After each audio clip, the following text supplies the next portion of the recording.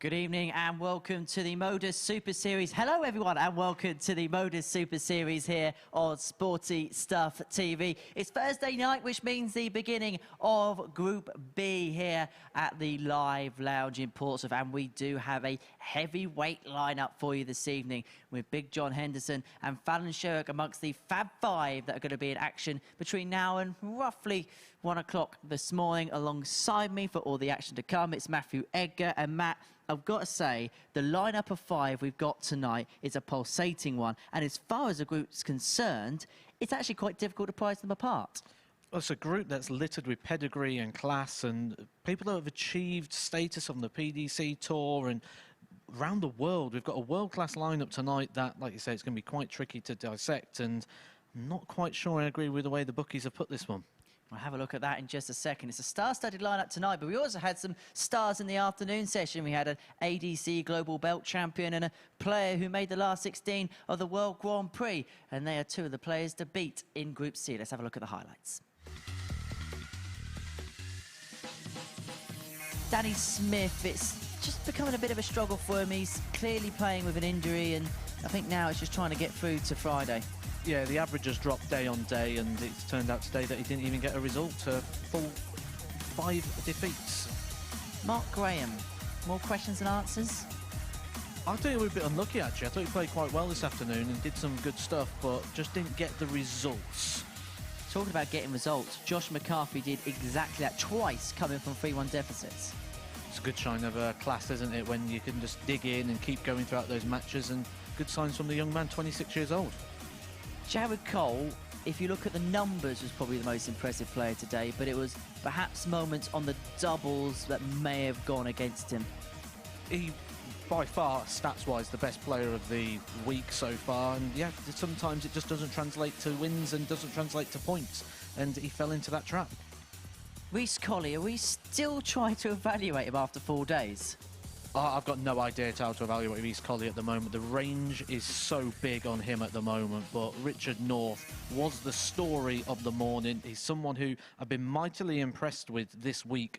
He's played beyond the level I expected him to, and he's got better every single day. I thought Wednesday, when he came into the last day, he could make a bit of a charge for that Group A. He's just delayed it a day. 5 from 5 this morning, and made it look good. It was prime Richard North. Have you got the ear defenders ready for tomorrow morning? I heard him. I popped outside and I went to the shop next door, and all I could hear was Richard North shouting across the street. He was in fine fettle. Well, let's have a look then at the table, because Richard North is exactly that, in fine fettle at the top of the table. He picked up the maximum 10 points from his Group C campaign earlier on today. We also saw the likes of Reece Colley and Jared Cole and Josh McCarthy also make 6 points following their opening day endeavours. There we go, that is the table in full. Looks like a tight race for second place, and if Mark Graham can get off to a good start tomorrow, he is far from out the running himself. Mark Graham can look at that table and feel very harshly treated to be 5th with just 2 points and a -7 legs. He played a lot better than that, and I do expect that he's going to add to that tally. I said I fear for Danny Smith, and I really do at the moment. He's only won 1 game over the last 2 days, which is 9 defeats out of his last 10 matches. And today, the average dropped into that mid-70s, so he's not really competitive with the standard of this group at the moment. He's going to have to improve a lot, but as far as him qualifying, he's not going to be able to qualify from that position when you look at the 3 players that are tied on 6. And the 2 I predicted to win that group, Richard North and Jared Cole, I'm going to stick with. I'm not going to change my mind based on what we've seen so far. Well, that's the action we're going to delve into tomorrow morning, 9:30 a.m. on Sporty Stuff TV. But tonight is all about Group B, where 3 from 5 will progress their way through to Saturday night's finals. Let's have a look at how the bookmakers price the players up then going into this evening's session. John Henderson, the favourite at 11-8. Anything there take your fancy? I think this is a great night for the punter, because when you look at that, whoever you support or whoever you fancy to win this group, you're going to get a little bit of value based on those odds that we can see right now. But I just think Ryan Palmer, being the biggest outsider of the lot, might be the mistake of the bunch. I think he could potentially outperform those odds. Shaun Griffiths, from what we've seen so far in terms of his stats and what he's been doing around in 2022, I'd probably flip those two positions round, and I'd say Ryan Palmer could be in the battle here to qualify in that sort of third spot.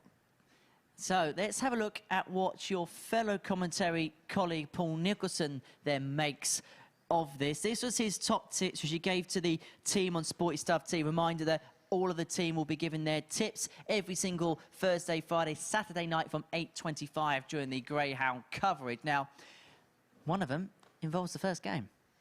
I think that second game might be a market that a lot of people could really get involved with tonight, because there's not going to be many 4-0s, I don't think. I think these games are going to go quite tight. So I would be looking at that play that he's gone there on the Niall Culleton Ryan Palmer game to be over 5.5 legs. I think that could be one of the key markets to take a look at today. Well, the first game of the group has to be said. It really is a clash of two big names as John Henderson takes on Fallon Sherrock. And this is the beauty of the Super Series, that we get the opportunity to see two world-class players battle it out on that stage. Two players who've had big achievements in their brands or where they're playing their darts. And one thing that you can say about the Super Series is worlds collide. We've got the ADC coming in, we've got the Seniors Tour, we've now got one of the top ladies tour, we've got John Henderson who's just come off the Pro Tour, we've got players doing well on the Challenge Tour, on the WF Tour. This is where all those worlds come and clash, and we're going to get some real tasty ties. Well, we saw John Henderson on Monday, Tuesday and Wednesday as part of the Group A programme of fixtures. It's a debut this week for Sherrock, and I caught up with the Queen of the Palace earlier on this evening. Fallon, welcome back to the Super Series. Looking forward to the next couple of days? Yeah, I'm really excited for the next couple of days, you know, just to see how I perform back on the Super Series. And it's just, you know, it's a great way for me to kind of practice as well and play all these great players. Seen you at Q School on the Challenge. So where do you say your game's at the minute? I think it's better than what it was last year, but it's just obviously playing more and getting more confident and getting more match practice. And I think that was what I was lacking last year. So hopefully by playing in the Super Series and stuff, it'll bring my game back to how it was when it all started. Is this the perfect arena for players, just to work on things, tinker with things and getting the right results? Yeah, I think so, because it's always competitive games that you play. And obviously, you know, it's the perfect opportunity to put things right that are wrong. And there's no pressure really behind it, apart from, you know, when you start getting the nitty-gritty bit and you're trying to get the points to get through. And finally, how much are you looking forward to this group?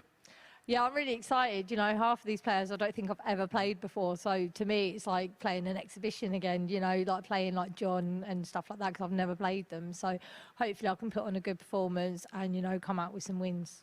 Looking forward to watching you play. Fallon, good luck. Thank you. Game one of the evening sees Fallon Sherrock take on John Henderson. Some way to begin the Group B campaign. In the commentary box for all 10 games this evening is a very good evening to Paul Nicholson, who has joined Matthew Edgar. Good evening, Henry, and welcome to Group B action here in Week 12. We're getting very, very close to Champions Week, everybody. This is chance number 2 for John Henderson to qualify for Saturday night. As for Fallon Sherrock, this is a great chance to make the final on Saturday as well. Top 3 from this group over the next couple of nights will join Lee Budgeon, who's already there. Richard North has got 1 foot in Saturday night. Fallon to throw first.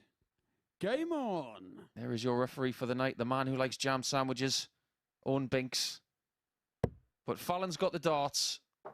And what a way to start our evening. Sherrock against Henderson, the kind of game that I just want to see these days. What about you, Matt? I think there's something in the air tonight, isn't it? Everyone's just got such a good buzz about them. I've just had a wander around. Everyone just seems really happy and chirpy, and if that starts translating onto the dartboard tonight, we're going to see some really good stuff. And I mentioned it with Henry that one of the good things about the Super Series is worlds collide, and that is what we've got here in this opening game, haven't we? 2 of the top players from their codes and their systems clashing. I think you may have categorised the Super Series better than anybody ever has. And I'm not overselling that. 99. This is where worlds collide. Every single amateur system congregates here. And right now, Hendo is looking for that good start because I know he's up against someone who's got a huge reputation. But what she has more than anything else right now is pretty decent form. And if the first 12 darts don't prove that, I'm not really sure what will. Yeah, absolutely. We mentioned it this morning, didn't we? And I said when we talked about Fallon, and you asked if I was excited to see tonight, I actually said yes. And based on 2022 form, you'd have said no. But at the moment, you don't know where that ceiling is and how far she can go with it. But when she's really on song, it's them, isn't it? The doubles, they're a real strong point. John is on tops. And he has been practicing that double, I guarantee you, for a couple of hours. When I walked into the building tonight at 7:30 local time, all he was doing was practicing tops because he knows throughout the course of the last 3 days he's been pretty ordinary at it. But that will make him feel so much better. I'm seeing a focus and a steely determination in the eyes and the face of John Henderson that we did not see in Group A. 60. Maybe it's because he got a little bit more sleep overnight. Afforded himself a bit of a lie-in today, but he looks super on it this evening. But is it fair to say, Matt, that he shouldn't have had a shot at that 112? Oh, absolutely. Fallon really should have been looking at the holder throw there. And I wonder what we could put this down to. You said the sleep and the rest that Henderson's had because he come here off the back of Q School and the Challenge Tour. So that's a bonus already. But I wonder if part of it is as well that he knows he's playing Fallon here, who is a bit of a headline grabber. And he doesn't want his name to be in that headline for the wrong reason. Not to mention the fact that John has decided to persevere with his older set of darts, his trusty darts. The new ones that he was using on Monday and Tuesday were substituted for the old trusties on Wednesday, where he had 8 points from 10, his best day of the week so far. I'd like to know who the super sub is in the Celtic squad, because he is a Celtic fan, of course. And these ones coming off the bench have definitely been very effective.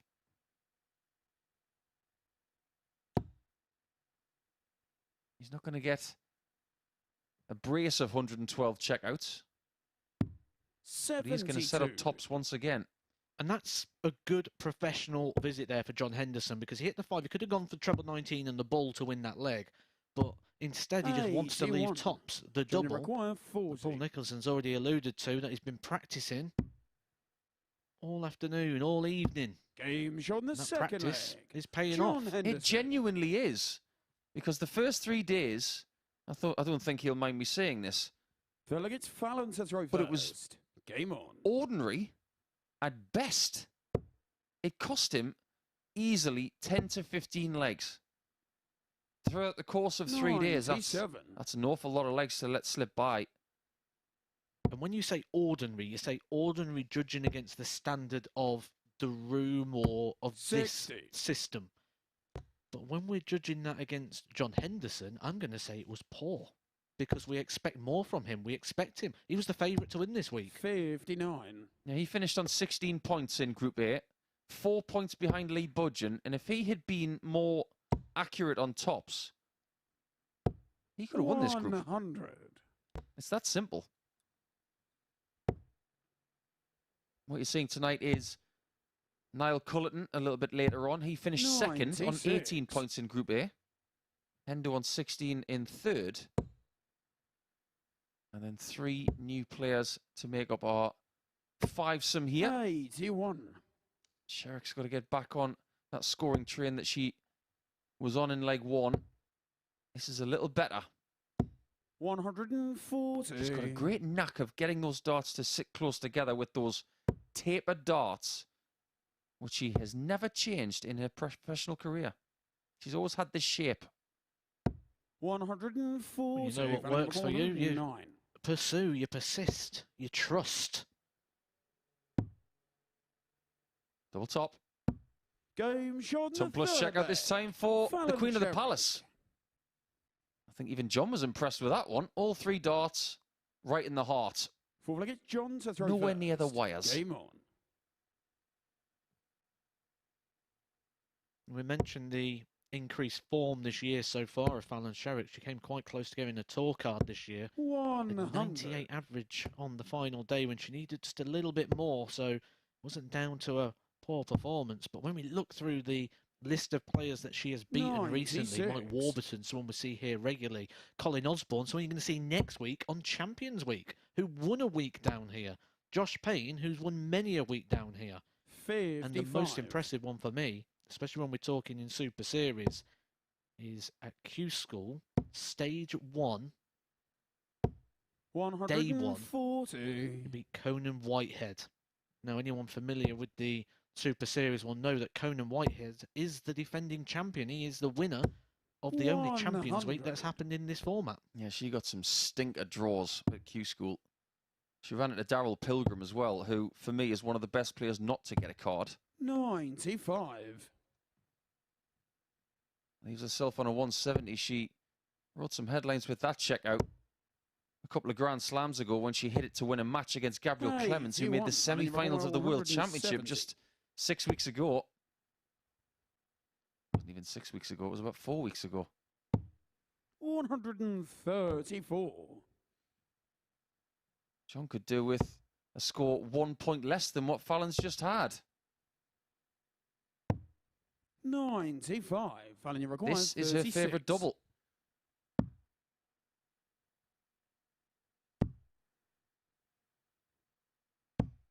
Not this time. She's had so John, you many good require chances. 70. There is a possibility that she should be 3-1 up. And Hendo might have the swag bag out to steal again. But he's missed the single. 30. Fallon, you require 18. Straight for it. Game And straight on the in. 4 flag. Fallon Sherrock. Plenty of darts at a double for her so far in this match. It's 2-2. And she's had 8 darts at a double. Flag, it's Fallon John's to only try had 3. first. Game on. Averages can barely be separated. Less than a point between them. 81. She said in her interview with Henry, Matt, that what was missing from 2022 was the amount of match practice, 42. the match exposure that she had in previous seasons. So when you consider what she's already done this year, she's got to be in good nick.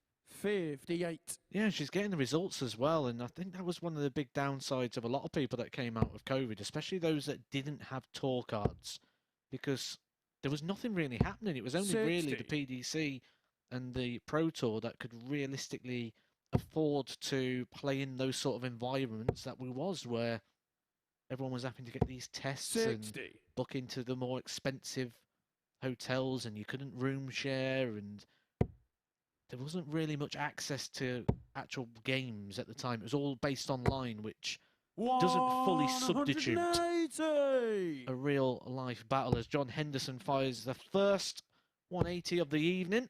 First one of this match. 118. It's his 14th of the week. Not a bad collection of 180s, but when John's really on his game, I would say he'd get about 5 or 6 more than that 99. in a campaign like this. But he is a Super Series greenhorn. This is his debut week. It did take him a little bit of time to settle down on Monday. And he's had a 98. hectic schedule over the last couple of weeks. 120.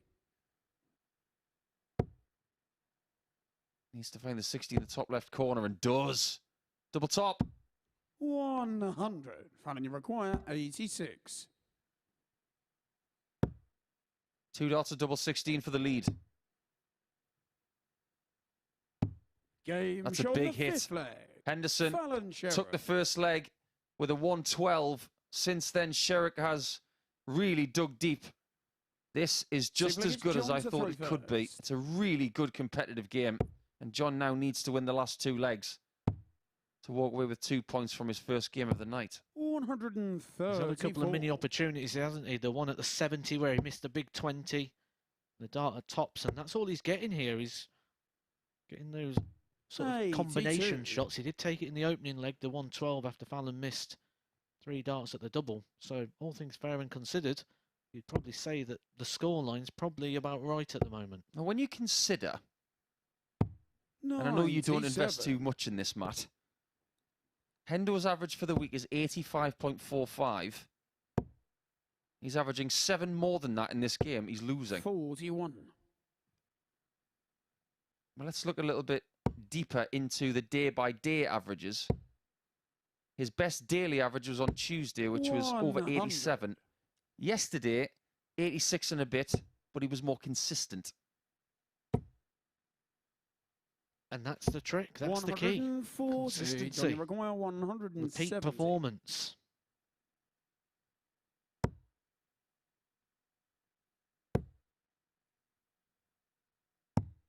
$59. Maybe one chance left for Sherrock to get into the kind of zone that will give her a finish that is doable, and that will do. But Hendo's been scaring shots like this. He's missed a 120 and hit a 112. No shot at double top, so Fallon does have a chance to win 4-2, which would be the ideal start to this campaign in Group B. Treble 18 is blocked. 86.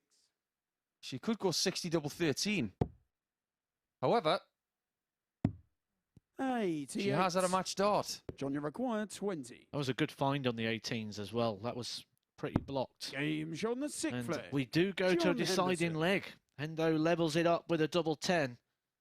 And it is the final leg. There will be no ball up. It's Fallon straight in. 7th and final leg. It's Fallon to throw first. Hard to Game separate them on any of the stats, really. Very much so. Average, very similar. Checkered percentages are very different, but John's only had 5 darts at a double. 95. He's needed to hit 3 from 5. These are the games that get me really excited. 2 of my favourite people in the world. 100. First time they've played each other, I believe, in a competitive environment. And they're obviously very comfortable playing each other. That's why this is such a watchable game. 100. There's a good pace as well, isn't it? They just complement each other with a pace. There's no dilly-dallying. It's throw and get on with it. And Hendo is digging deep and trying to get himself to the finishing line, trying to buy himself a match dart. Fallon's already had one. It was at the double 16 on the end of a 104 combination. 96. I've got no idea who's winning this from here. 2 players with massive fan bases as well. Oh, Hendo with a monstrous maximum. That's exactly what Sherrock did not want to see. And that has shook her to her very core. 82. Hendo, require 84. he's got a big out this week of a 126. Doesn't need that. He needs 79 more.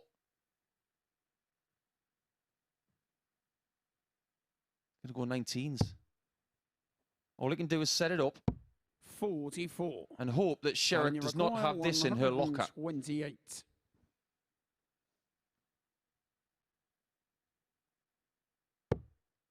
$60 bull left. So Hendo does get 3 clean darts at tops to nick the win 4-3 in what has been a pulsating start to Group B. And he wins it 4-3 with a 13-dart break in the last leg. If tonight is going to be as good as this, you do not want to go anywhere. And if you're as, what's the word I'm looking for? Superstitious as I am, John Henderson does not want to do his laces because they were loose the whole match. 94.16, one of his best performances of the entire week, and Sherrock loses with an average in excess of 90. So good that I could barely get my words out.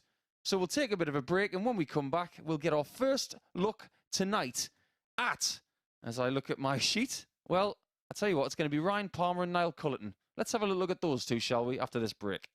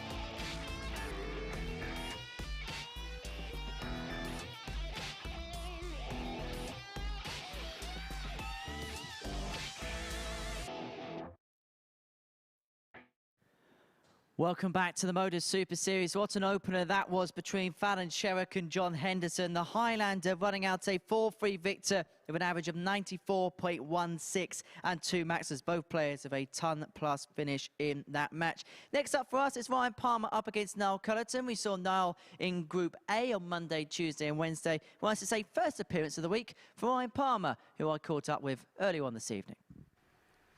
Ryan, welcome back to the Super Series. Looking forward to it?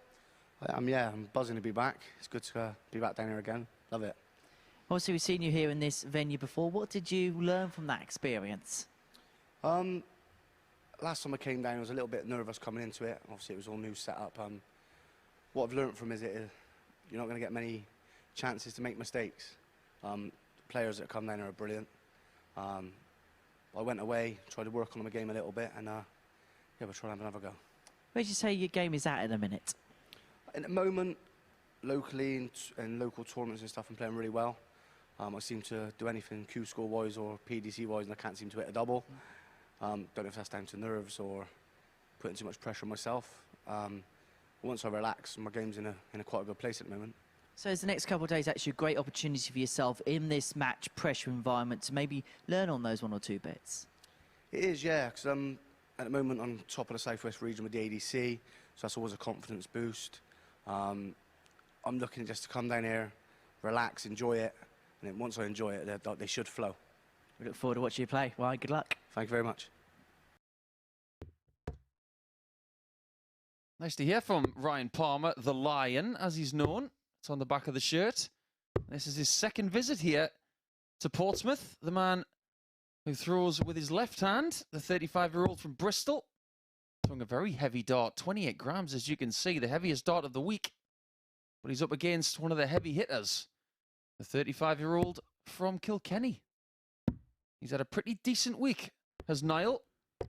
Okay, first leg, it's Ryan to throw first. Game on.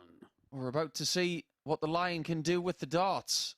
He's fast, he's furious, and right now, he's full of confidence. Because like he said, Matt, he's top of those Southwest rankings in the amateur darts circuit. And when you're top of any rankings, you've got to be confident. Yeah, he's doing good on the ADC ranking system. He's actually number 12 in the overall system as well.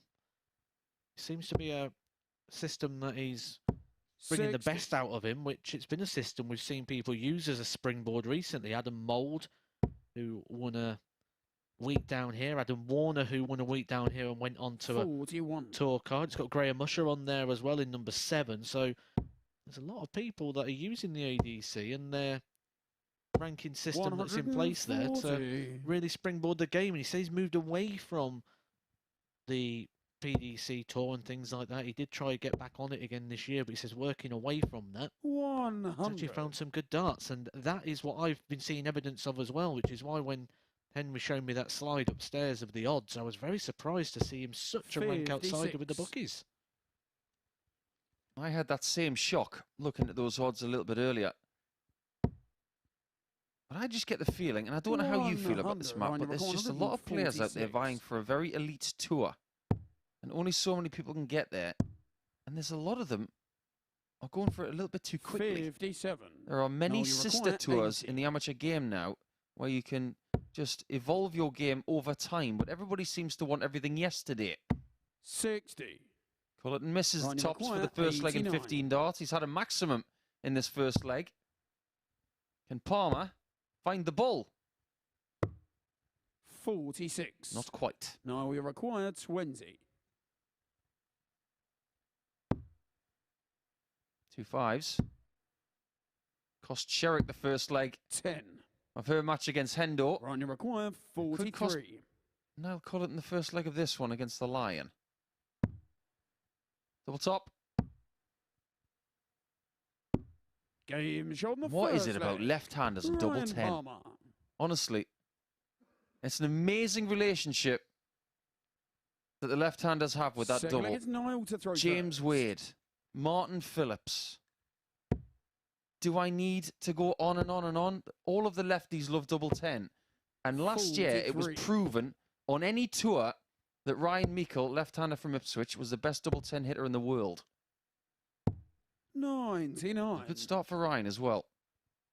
Just going back to the point you was making before, though, about people trying to rush and get like onto the Pro Tour. 96. If we look at what's available in darts now in terms of the opportunity to play and also the prize monies that's available, I'm going to take a player around about that 64 mark as an example, which is 134. Jeff Smith of Canada. Runs at a 91.06 average over the last 12 months. With that, in the PDC, the sort of prize money 66. that is available to him there compared to what he could win outside of that, prize money around about the £28,000 mark on the 58. Pro Tour. I think with that sort of standard, he'd be earning more than £28,000 outside of the Pro Tour rather than being on it. 45. You realise you've just said something quite controversial. Getting a habit of that at the minute. I think we might have to delve into that one, Mr. Edgar. 60. Well, that's good for the people who are involved in Group B tonight, that's for sure, because within 9 and a bit days, they could be fighting for £20,000. 140. But there's a fair old journey to get there 150. first. You've got to get through this group. Then you've got to win Saturday night. Hello, double 15 120. Saw that earlier from Danny Smith. Now we require 111. He throws a pretty mean, heavy dart. It might be 1-1 instead of 2-0 if Tops is found. And full Game credit show to Niall the Culleton. second leg. It was under the Culleton. pump there from Palmer. We're seeing an array of Tom Plus finishes already tonight. First. Game on. Well, let's just say John Henderson goes on that journey and he wins this week and next week, which 56. more than within the capabilities. Something that you'd say if Jeff Smith was in that position would probably be using Jeff Smith's name and saying he could go on that journey and do that. 100. He would already have earned more in those 2 weeks than the full year on that tour. And 21. what I'm saying is what a great position it is now for players outside of that. When I was on the PDC tour, especially during those days of COVID, it was so nervy about potentially losing your card 100. because what on earth would you have done? Where now there's so much to fall back on. John Henderson just missed out on his card. He's here playing in this already. He's already back on TV. 140. What's more, your example of earning that amount of money within a couple of weeks, that's only one Super Series. 100. We can fit 3 of them in a year. And there are players now who are starting to make the choice 60. that they don't want to do Q School. They'd actually rather play the multitude of amateur circuits because it fits into their lifestyle. One of those players is Martin Adams. 85. One of those players is the senior world champion himself, Robert Thornton, who's decided to stick with the seniors tour, the Super Series, his 92. multiple exhibition Now bookings we that he'll be getting. 116. Is it another? No. It might be. Just for a second, I thought he was going for the old Chaz Barstow finish. A 116 on the bull. 46. Running record 132. He did that back in Southampton. One of the best finishes we've seen. Oh. Well, that was under-delivered. As soon as he hits that first bullseye, he's thinking, oh, yeah, I could put 56 grams of tungsten into that 72. bullseye. Well, he couldn't. Now he requires 70.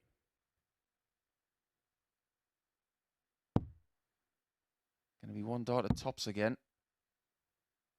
Game And it shot gives the him a third 2-1 leg. lead. Niall 2 Culleton. consecutive 18 darters, and Cullerton is in front. This is just Well, as then it's entertaining Niall as the to throw first game. I know the first. averages aren't the same, but it's very unpredictable, this game. And that's what makes an entertaining watch, isn't it? 28. I'd rather have games where 2 players are evenly matched. And I use this term a lot, match and game. A game of darts would have been if we 140. saw Niall Culleton come off average 95 and win 4-0. It's a game of darts. A match is where 2 people with similar stats battle it out head to head. And it all comes down to those key moments. 125. So do you sense that these 2 have game chemistry or match chemistry? I think this whole group potentially has. I think a lot of these games are going to go quite tight. I mentioned when 94. we saw your graphic at the start of the day about your picks and your bets for tonight, and you went on the over 5.5 market, I think you could do that on quite a lot of these games tonight. I think that's quite a safe play. I just thought that Ryan Palmer would have a bit of adrenaline about him, bit of oomph, and that he would go for Cullerton early. But I really do think that Cullerton this week has been really good at grinding things out. I mentioned he had 18 points from his Group A campaign. 95. His running average for the week was just a shade under 84.5 with 1,280s and a big out of 157. 130. I just thought that this game had potential to go long. 70. We haven't had a 170 finish this week, but we have had a 170 from Richard North on approach to a shot. Line requires 70.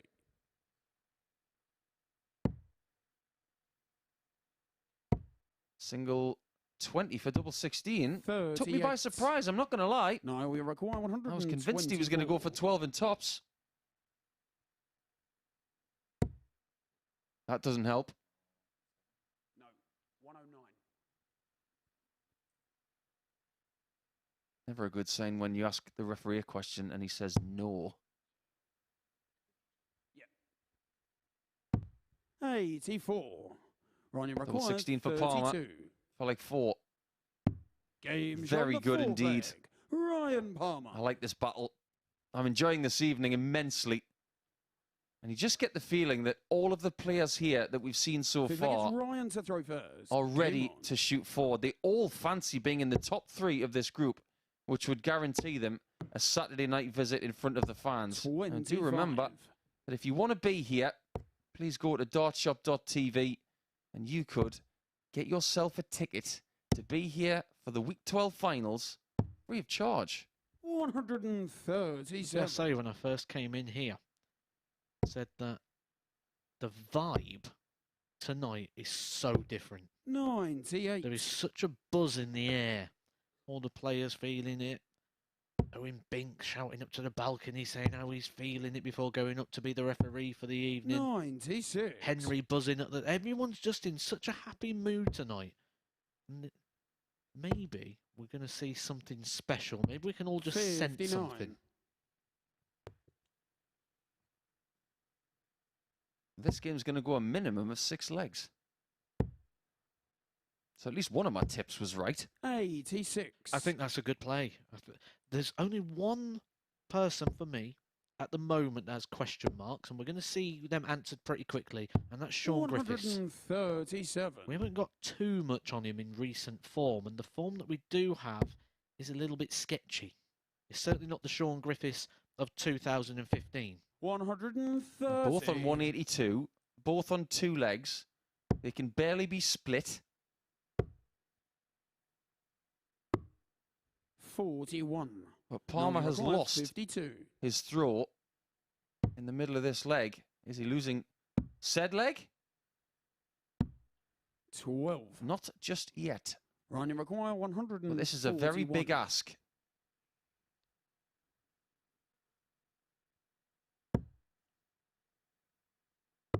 Too much of an ask. 105. But if Cullerton misses again, Now we require 40. Palmer's waiting.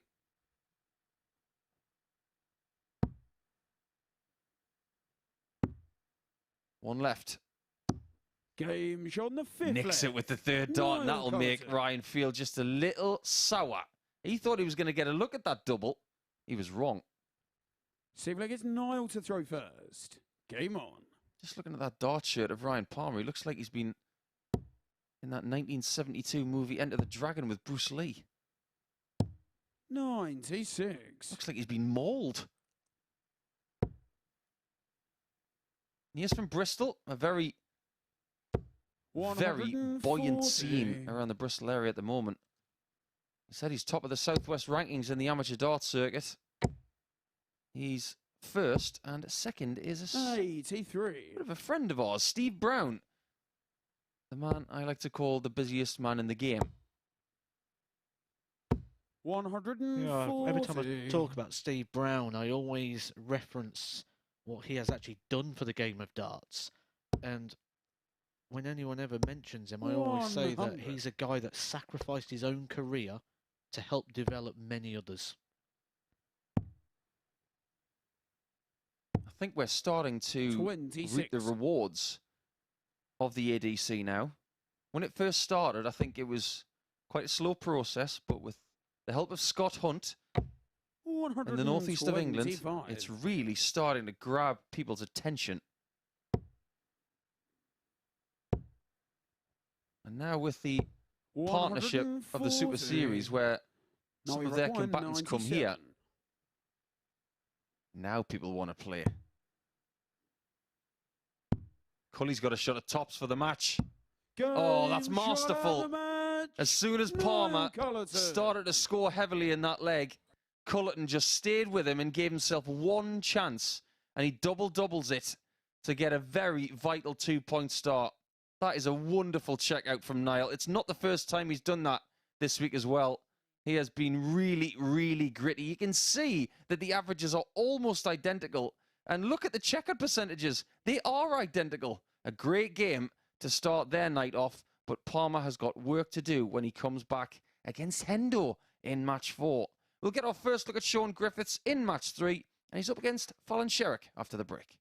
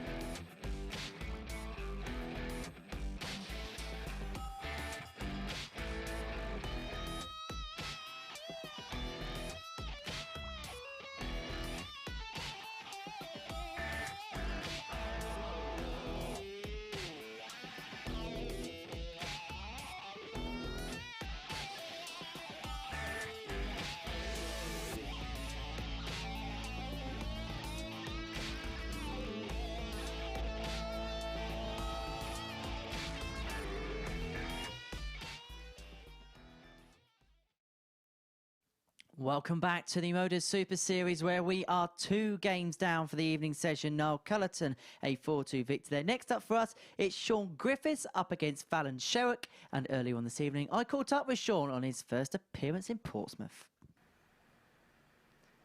Shaun, first time here in Portsmouth. What's your first impressions on the venue? Obviously, it looks great, you know. Like you say, it's the first time here, so you just look around. It's got a good vibe to it, and really looking forward to playing in it, you know, in a couple of hours' time. So, yeah, looking forward to it. You're one of our regulars in Southampton. What would you say would be the big differences between there and here? Well, obviously, you can see you're playing on the stage here in Southampton. It was much more enclosed, very tense when you was playing. And here, obviously, you know, it's, you know, and like I say, you're on a stage, and it'd be good to get through to Saturday night, get a crowd here, and enjoy it. You know, enjoy playing it. It looks good. So looking forward to playing, like I say. Where is the game at the minute? Yes, well, last time I was here was about 6 months ago. I didn't do too well, but last few weeks I've been putting the donkey work in, and the form has come back a little bit better. So yeah, I'm looking forward to playing tonight. Any goals and expectations this week? Is it originally 1 game at a time and then try and get through to Saturday? The goals is to actually win every game I play. I do believe I can do that, and if I can, the form, like I say, has come back a bit, and if I can, like you say, strike the match, I can win every game. I really do believe that, honestly, yeah. We look forward to watching you play. Shaun, good luck. Thank you very much. Thank you very much. Cheers. I'm a big fan of the words of Shaun Griffiths, striking the match. I don't think I've heard that one before, but I'm not going to forget it. He's up against the Queen of the Palace in this first game of his campaign, and she was very close to getting 2 points in her first match of the night against Hendo. She's warmed up, but Shaun makes his debut here in Portsmouth, the 31-year-old from Partington, up in the northwest of England. And if you want a little bit of insight into the career of the 2-time Challenge Tour winner, he made the semi-finals of the first 2 World Youth Championships, and on both occasions he lost to Michael van Gerwen, who didn't win either of those tournaments. It's a very idiosyncratic style that he's got. Very rangy. 82. What are your thoughts on it, Matthew Edgar? It appears to have changed quite a lot, actually, since I last saw Shaun Griffiths, which was on the Pro Tour when he was a 60. tour card holder. And he seems to sink a little bit more into it now. He's always had quite a high action, but now you see the chin sort of goes down and the dart is sort of almost, the point of it is above his head. If you look from this sort of angle. 180. It's where it ends up, though, that matters, isn't it? And we questioned the form. I wasn't sure. Did ask the question. 81. And straight away, he's giving us some big answers. Yeah, it's quite a compact action, actually, when you look at the set position. But if you were to draw a circle of how his 140. hand is going out and then back, it's quite a rangy action. But when in position, it's quite compact. 90. Shaun, you require 99. 99 for the first leg in 12, and decides to go 61st. Got plenty of time to use 43. the board to his advantage here. With Fallon back on 270. This time, she does not have the darts in this match. She did against John in match 1. 81. Shaun, you require 56. Double top for the first leg in 5 visits. 36. No chance for Fallon to take this one away.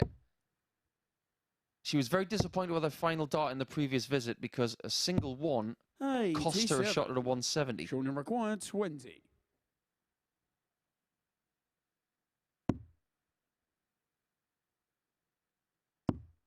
That's a nice little collision, isn't it?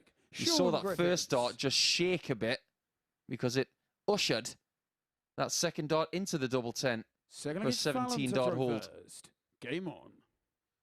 Makes you wonder as well if maybe a little bit of the stuffing might have been knocked out of Fallon, because she did hit the ground running. She played really well in that opening game with John Henderson. 15. And she was just a dart away from winning. She actually had a match dart in that one to win it 4-2. And she was sat on a double hoping that John missed at the end and he didn't give any opportunity. 180. When you've had sort of the results that Fallon's had recently, where she's been really close to achieving 43. good things. Really close to getting that tour card and ran into a big performance, a couple of last 16s on the Challenge Tour. When you come here, do you feel like it's a little bit more of the same when you play well and don't get the result? 44. I think you know what I'm going to ask next, because I asked it of you this morning and on Monday. This is a 5-player group. 24. They get 8 matches each. A maximum points total of 16 points. What do you think, Matt, wins the group? And what gets 3rd position? 60. 3rd position is probably the first real big thing to talk about, because obviously that qualifies. And 90. that's ultimately what all the players want to do. They just want to be through to Saturday night and give themselves the opportunity. I wouldn't be surprised to see this being a 6. 76. I think I agree with you there. 8 will get you there, in my opinion, if you get 2 points per night. 125. Showing your record. I think double figures. 41. Your top 2.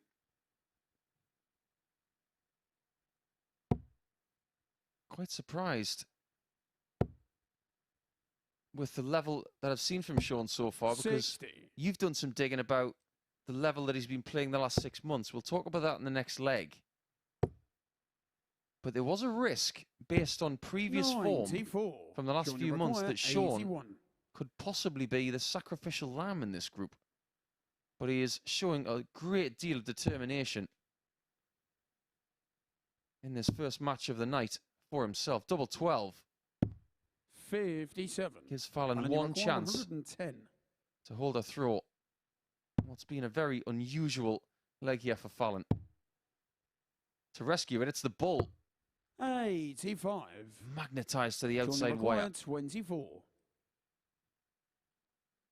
An opportunity not only to double his lead, but to also break the throw of Fallon Change Sherrock. on the second leg. Like Shaun you mentioned, Griffiths. Shaun Griffiths performing well and probably a little bit more than we expected. You said we've dug through the form over the last 12 months, and Feel like it's Shaun I've to looked throw through first. Game all on. the events that have been going on over on the WDF circuit, which is where it seems that Shaun Griffiths wants to play his darts now.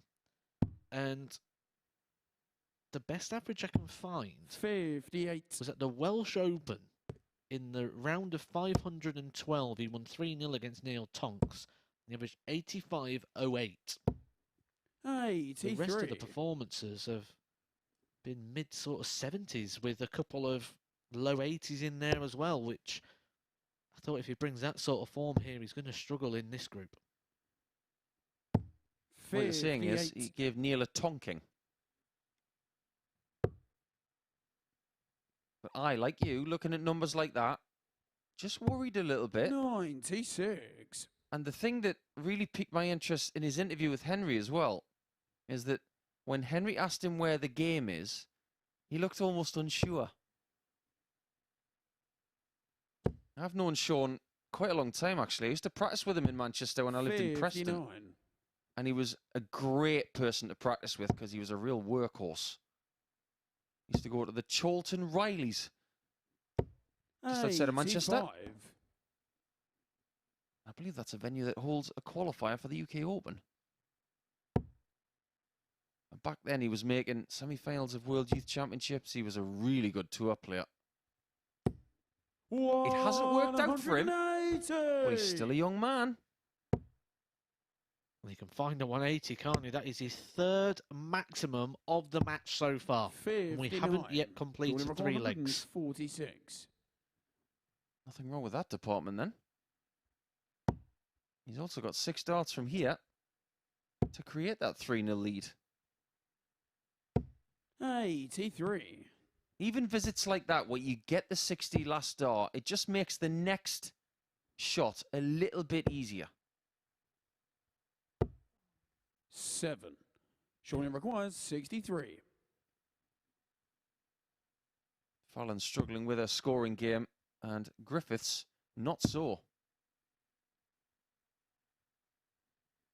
I think he thought that was in. He was treading water, as they would say. 39. Well, you can see what he was trying to do there. Somewhat violently, trying to bash it in off his own dart. 42. Junior required 24. Now what can he do? Double 12 with 3 darts. Game shown Same the result third leg. as the Shaun previous leg. Griffiths. Gets it with the first one, and a 3-0 advantage created. What do you think's Well, going it's wrong in Fallon this to game throw for Fallon? first. Because Game on. in the first game of the night, she was scoring very consistently.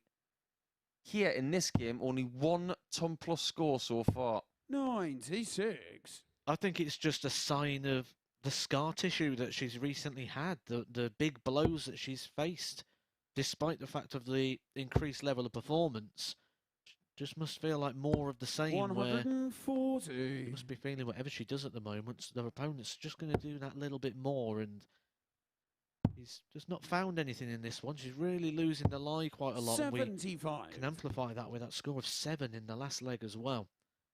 Shaun Griffiths doing a lot more than I sort of expected him to do in this one, and we could say if he had that success in his early stage of his 60. career, and then he's gone sort of like into this lull period, Shaun could be trying to return from the dead. I like what you did there. 81. Just goes to show, doesn't it? Because Shaun Griffiths said his height as a youth player was the best youth player in the world. Of that, there is no question. He really was. Everybody thought he'd be a big hitter in the senior game when he was old enough. He did get on tour. He did make some waves. But it didn't happen for him. But he's only 31. 28. He's a year younger than Richard North. They can still do this if they manage their lives and their darts well enough. Seems to me like Shaun has got enough backing financially to give him the chance 55. to rebound. It's how he uses that over the next couple of years. This is a little bit better from Sherrock. 100. Junior record 121. But this is a match-winning opportunity now for Shaun. To put Sherrock away. And he's decided not to go for the 11 in bull. So the gauntlet has been laid down 105. for his opponent. Fallon, you record 121. He thinks you can't hit this, Fallon.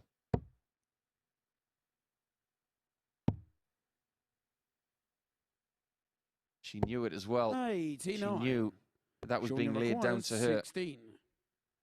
He gambled a little bit. It might pay off. Double 4 for a 4-0 win. And that's what he gets. It is always Shaun an ideal Griffiths. start when you win to 0. And that will damage Sherrock's leg difference. After 2 games, she has 0 points and a leg difference of -5. But Shaun, after 1 game, vaults himself to the top. We will see him in game number 5 against Niall Culleton, which I'm sure will be an excellent battle.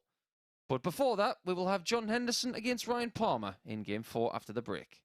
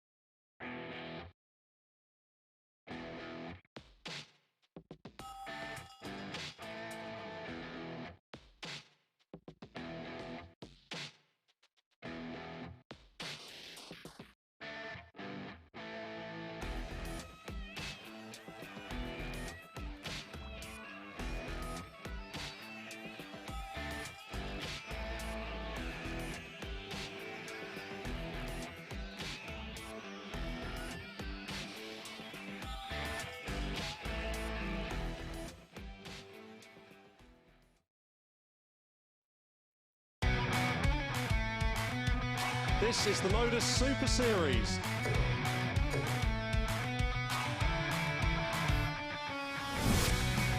$180.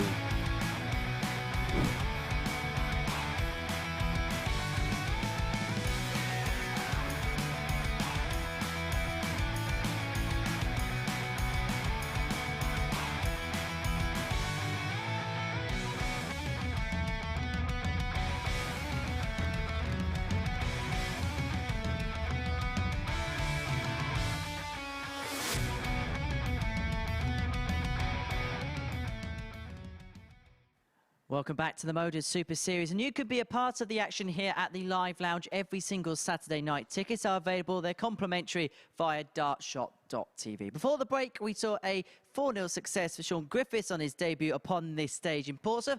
Next up is a second battle of the evening for John Henderson and Ryan Palmer. Let's hand over to the commentary box where Paul Nicholson and Matthew Edgar will describe the action. Yes, we will, Henry. Thank you very much. Ryan will be looking to respond after losing 4 legs to 2 against Niall Culleton in game number 2. But Hendo will be very, very happy with the way he started his campaign in Group B. 94.16 the average and 67% on the doubles after being severely tested. Okay, first leg, it's John to throw first. Game on. Do you know, I always like game 4 on a Thursday. Because when we get to game 4 on a Thursday, that's the first point of the week where you can say we have definitely seen the winner. Because we have seen now every player that is going to play this week. I was wondering where you were going with that, because that was alarmingly specific. Game 4 on a Thursday. There you have it, folks. Mr. Edgar has just opened your eyes to the fact that that is the point where you've seen the winner of the week. Never thought about it like that. See, that's why you're here. Insightful. Is it going to be this man? In the words of my friend 48. and fellow darts commentator, because, let's face it, Dan Dawson has indeed coined some of the somewhat ubiquitous phrases in the game these days. 56. Is it going to be a Hendo weekendo? It was one heck of a party when John went back to Huntly with the World Cup, where he was given a massive welcome when he drove back to his hometown. I think if he was to win this week, I think he'd feel quite emotional. 100. Because it has been a somewhat... I think troublesome's the wrong word. I think it's been a really tough 95. 12 months for him since he became a World Cup champion. From an individual point of view, he's been trying to keep a hold of his tour privileges. Now they're gone. He's almost got to start again. But 22. with this project, he's been given, like you said earlier, an opportunity to respond fast. And an opportunity to continue to earn a wage and a living from this sport, which checkouts like that and the darts we've seen tonight, he's going to do more than just earn a wage. He's going to be well looked after.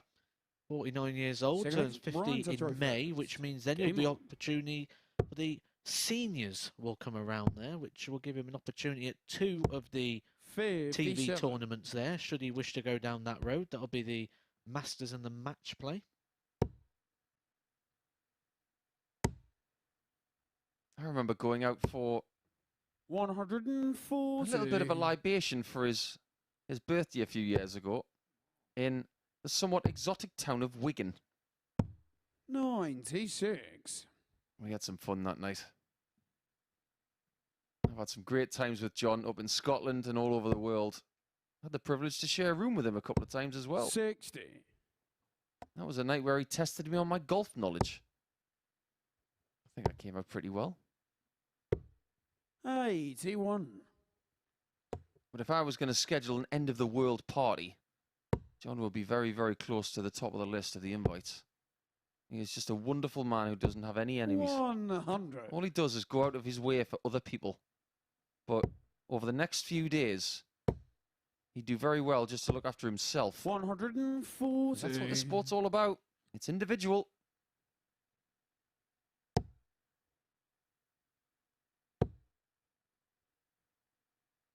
He does look pretty mean tonight, doesn't he? 127. Yeah, he looks steely and focused. He looks like a man who kind of doesn't want to be here for the positive reason, the fact that he feels he maybe should have won Group A. He was within 4 points of Lee Budgeon, who took that title. Like we said earlier, he did leave doubles out there. He left legs out there. Double 8. No, that's a bad dart. You heard the groan from the lion. Maybe it just came out of the hand wrong. And Henderson has been the punisher tonight. Can he do it again? Game You bet he can. leg. John Henderson. And there is a dart player up in his neck of the woods called the Punisher by the name of Sean McDonald. So like it's John to throw first. Game on. That one's left. Ryan scratching his noggin. Well, we mentioned that we've seen every player now, so we've seen the winner of this, and 63. trying to predict the winner of this has been pretty hard on our point, and the bookies have found it equally as difficult. When we look at the winner of the week, we've had John Henderson started off as that. Richard North moved to it at one point. Jared Cole's been the weekly favourite at some point, and now we've got Lee Budgeon. So we've had 4 different people the favourite to win the week so far, and this is our 4th day of action. So every day the bookies are reassessing and changing who they think's going to win it. 134. There is no out-and-out favourite for this week. Who do you think is going to win this week? I think that 43. when it's all done, I think John Henderson will find a way. And it's not going to be because he's come here and blown the field away. He will do the right things at the right moments. And like this, he's got himself in Group B when in an ideal world he'll qualified straight through. And 60. I think he'll come through this. Does he win the group or does he come second or third? We don't know yet, but I think he'll just find a way. Doesn't matter if you win Group A or Group B, as long as you win the week. It's a marathon, not a sprint. And make no mistake, this is a darting marathon. You could play well over 20 matches in the week. Double 16. And he's had another one of those darts.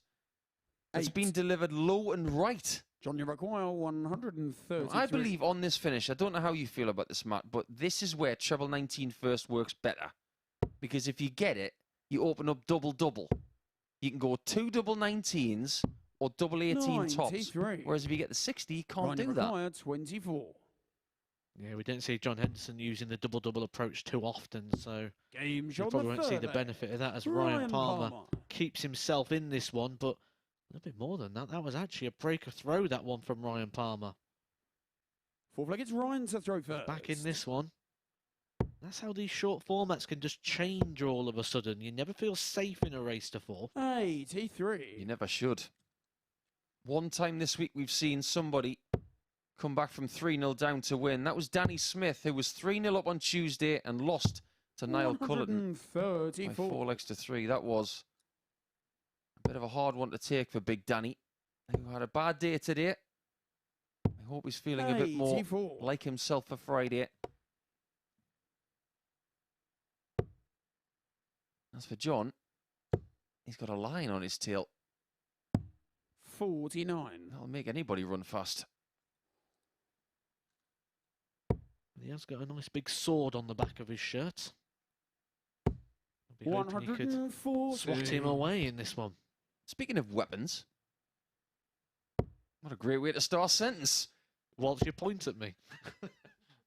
I'll just put my finger away because that was a little bit threatening. I shouldn't have done that, really.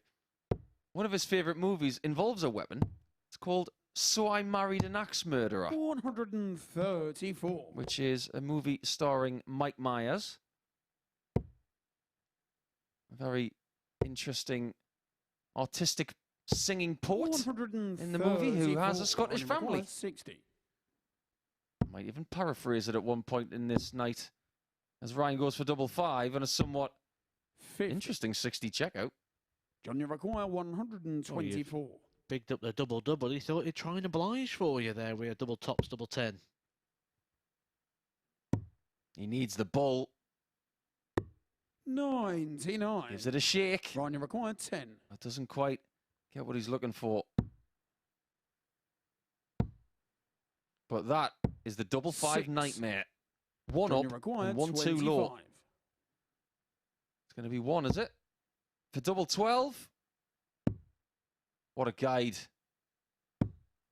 13. Oh, those opportunities when you Ryan, see you them. require 4. You think, how can you possibly miss? Ryan Palmer would have been thinking the Change opportunity on the went past. foreleg. The hard work was Ryan done Palmer. and then nearly thrown away. And you can see the relief from Ryan Palmer as he puffs out the cheeks and lets Fifth leg, out a it's bit John of to air. throw first. John Henderson had 3 darts there to steal. And it would have been a steal. Ryan Palmer was by far the better player in that leg and 100. nearly lost it. When we spoke to John on Monday morning, we asked him how he was feeling. I don't think he needed to say any words, actually. He just looked tired. 180. But he may be tired of this guy sticking around and making things really difficult for him. 45. John Henderson is doing something tonight that he doesn't normally do. And I very, very rarely see happen. 83. He's throwing the darts right-handed and he's collecting the darts right-handed. Let's look at that again. 58. That's really interesting because that doesn't happen very often to most players. If you look at right-handers, 94. most of them collect with their left hand. It's because of how they go away from the board. Has he maybe done something to his left hand? 44.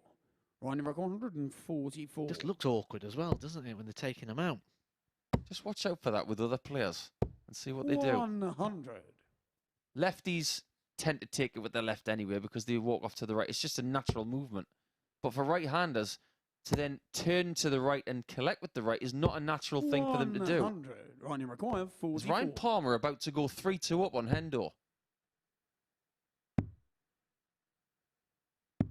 He is. On the 5th leg. Ryan And I think Palmer. John's as surprised as we are, considering the start that John got over this man from Bristol. And all of a sudden, there's Fifth just a leg is little bit Ryan more to throw first. pep Game about the Lion. He fancies this now. I was just watching John Henderson there and he went over and got his glass and he drank it with his left hand. 139. So maybe it's not something that's an issue in the actual lifting of the hand. It just seems odd to see. 41. It seems odd that he would drink with his left hand. You might find this a very strange conversation for us to have, but dart players are 97. creatures of habit.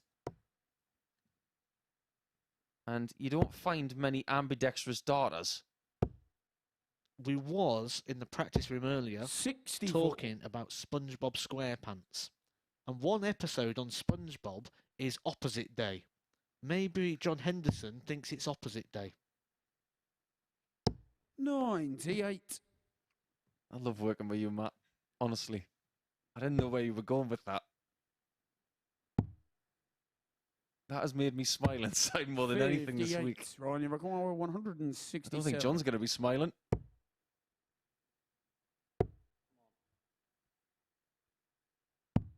$27. He isn't to say that John needs his first maximum of this match to get back into it. You don't have to win every 100. game Ryan, you require to get through this group. 140. But it still won't please him if he loses out. Just deliver this one very high. 100. That'll do. This could be one of Ryan's best ever wins by taking out a World Cup winner. Well, there's that 180, but it may be too late. Ryan, you require 40. And it was too Game, late. shot on the match. Ryan wins by Ryan 4 legs to Palmer. 2, and that's a huge win for him. That gets him to 2 points in the table, And the only person yet to register a win so far is Fallon Sherrock. You'll see more of her in Game 6 when she takes on Ryan Palmer in a couple of games' time. But that sees Ryan Palmer get his campaign off to a pretty good start in his first couple of games. So, Niall Culleton and Shaun Griffiths will finish off the second round of matches, and that will be coming up after the break.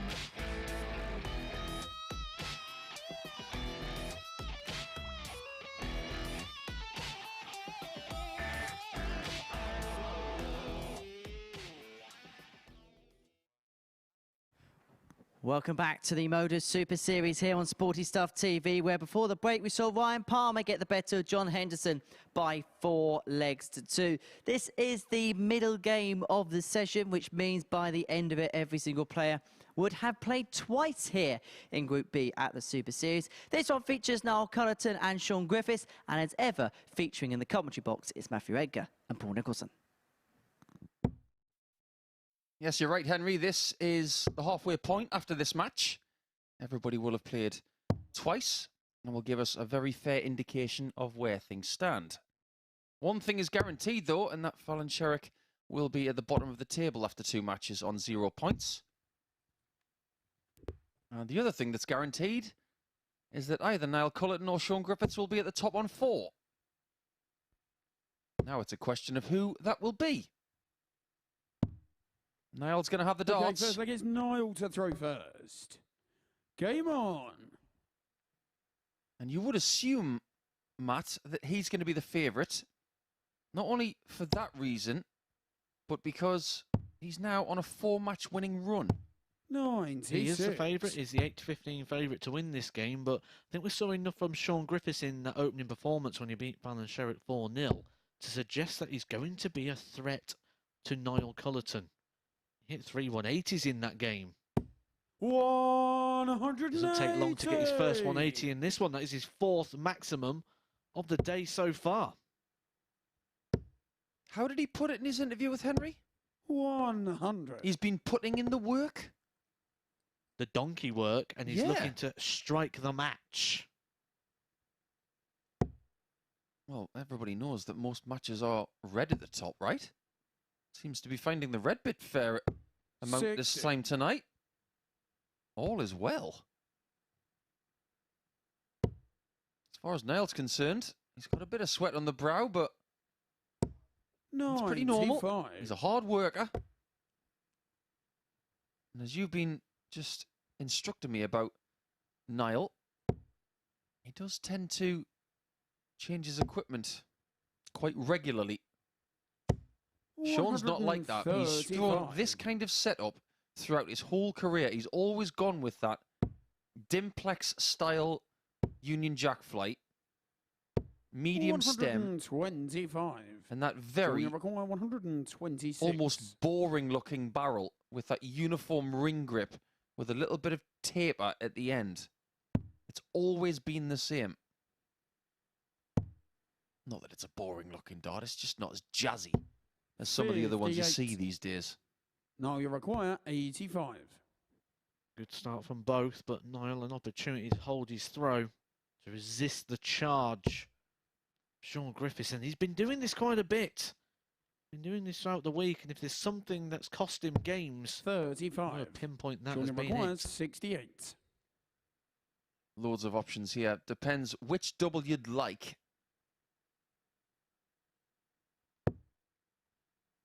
Now we've still got 52. And Niall's got a choice Now to you make this require time. 50.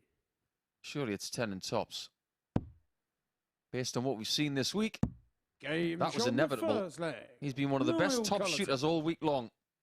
And as we get very close to the midnight hour, we're getting So it's close Shaun to to Niall throw first. changing because he is a Game on. werewolf. Any kind of moon out there tonight? Anybody got any idea? Well, you mentioned that he's been on a winning run. The last 4 matches have all been wins for Niall Culleton. In those 4 60. matches, he's used 3 different setups. We thought Peter Wright liked to change a lot. 123. So maybe he should change his nickname from the Kilkenny Werewolf to Sir Change-A-Lot.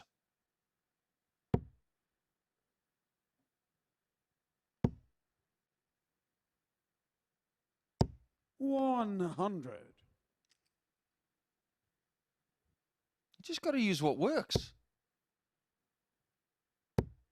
And like he's told me on many occasions, it's not 123. the fact that when he changes his barrels, it's not a weight change. It's just a colour change. It's nice, isn't it, that he's got the option of 2 or 3 different coloured barrels. 100. You know you're in the 21st century when people can choose different coloured barrels once or twice or thrice. Or in his case, use all 3 different 60. colours in certain cases.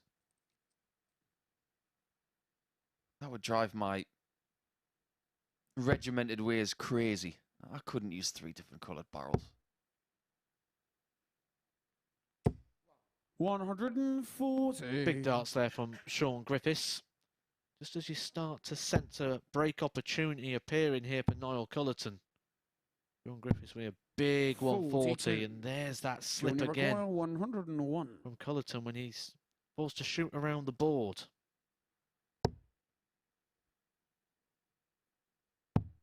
He's had some joy in double 12 so far tonight. Game He's Shaun, got a the little bit second more. leg. Shaun Griffiths. That's pretty useful. That's his biggest finish of the night so far. And when you Look, it's Niall consider, to throw first. in his previous game, his highest finish was 24. Obviously, double 12 is coming to his 8 tonight. 99. So by that token, would you, if you were in his position, realising that double 12 is going well, would you leave it on purpose? It's kind of a harder one to break down to, isn't it, 12s? A lot of the combination shots or the 80. routes you can go tend to go 16s or tops. Tend to find the 12s only come in if you somehow break the patterns of play. So on a number like 72 100. or 25, if you'd missed a bullseye, because he's hitting double 12 well, should he now change from 988 to 112? And on the 72 route, should he go 16s first instead of maybe 59. something like treble 12 or treble 20? I personally wouldn't, on the basis that's quite reactive to what we've seen rather than proactive. And it does make the short-term reaction of hitting something 162. become or eliminate your long-term process.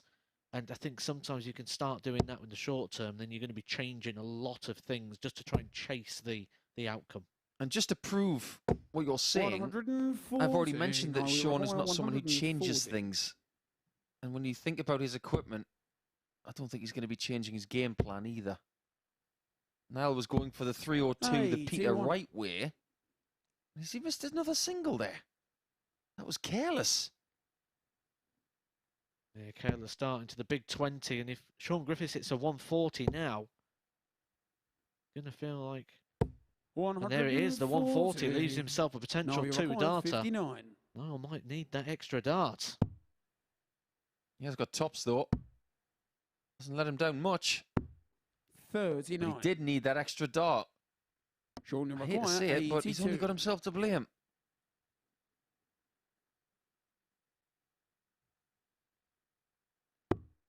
This is a good chance now. At tops himself. 42. He was expecting that one to dip a little bit more. 20. He's telling either himself off or the dartboard. I promise you, Shaun, it's not the board's fault. Shot on the third leg. Niall Culleton. A little bit of pain comes Shaun's way. He had that chance, and it slipped by It's Shaun to as throw soon first. as it was found. Game on. Yeah, he did give that board a big glare, didn't he? He wasn't happy with the outcome of that one, but he's playing some very good darts going into that shot. He was averaging the 100. 140. I've blamed a lot of things on me losing legs in my career. But I've never blamed the board. 140. I can say that hand on heart. I've never blamed the board. Even in a quarter-final of a World Championship where the bullseye wire snapped in half and it had to be replaced. When you start blaming the dartboard for your shortcomings, that's when you've got a few issues with your motivations. But full credit to Shaun here. Couple of 140s to start this leg. He's gone back to work. Could be even better than a 140. 180. What a scoring leg this has been. One of the best we've seen all week. He must be feeling very good about his game right now. When we say 2022 wasn't really his year. 100. Jordan require 41. 2023 could be the year he starts bouncing back to that form that did see him reach quarterfinals on the PDC Tour. 29 left. How many times do you say it? Somebody lose 41 after 9, then they miss a single. 25. 140, 140, 180, then can't hit a single 9. Strange old game this sometimes. 95. Doesn't really want to miss it this time. Just wants Jordan to requires 16. keep Niall at bay. He does that very well indeed. 13 darter. He's not blaming the board this time. Seems very fired up, doesn't he? He seems Fifth leg is Niall to throw controlled, first. though, in that Game fired on. up. He's got it under wraps. Controlled aggression. I think he understands that being this close 100. to Champions Week, that he could concentrate this controlled aggression into 9 to 10 days, if you 77. can get it right, it could be profitable. When I played in week 12 of Super Series 1, 43.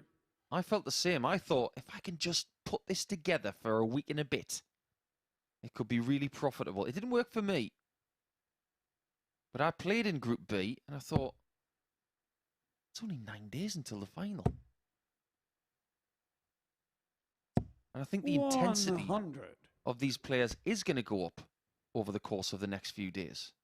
It's a bit like going from the end of the NHL season into playoff hockey, where the 40. atmosphere and the intensity of the players goes up by the day. The intensity of Shaun Griffiths is going up, and that is just making Niall Culleton wilt a little bit in this one. Just seeing him come off the pace a little bit. Starting to lose the line, 43 and 40, his last 60. two scores. He needs to dig in here, needs to keep hold of this throw, because you do not want to offer any encouragement to Shaun Griffiths right now.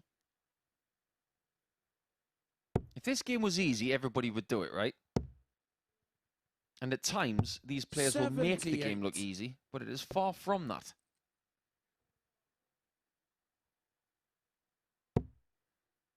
From a position like 264, what you're thinking is, leave a finish. 140. A little nod of approval there from... Well, has he got a nickname? I've never known him have a nickname. 95. Niall's not going to be happy Shaun with that. Griffiths, 124. And he's got two nicknames. Cully and the Werewolf. Sounds like a kid's book. There you go. It's an idea for free there, Niall. 82. Now we have a That's nice. 145. This would be nicer. That's nowhere near the 45. And he knows it. 85. Shaun require 42. So Griffiths does have a break opportunity here. He won his first game by 4-0 in game 3. Double 16.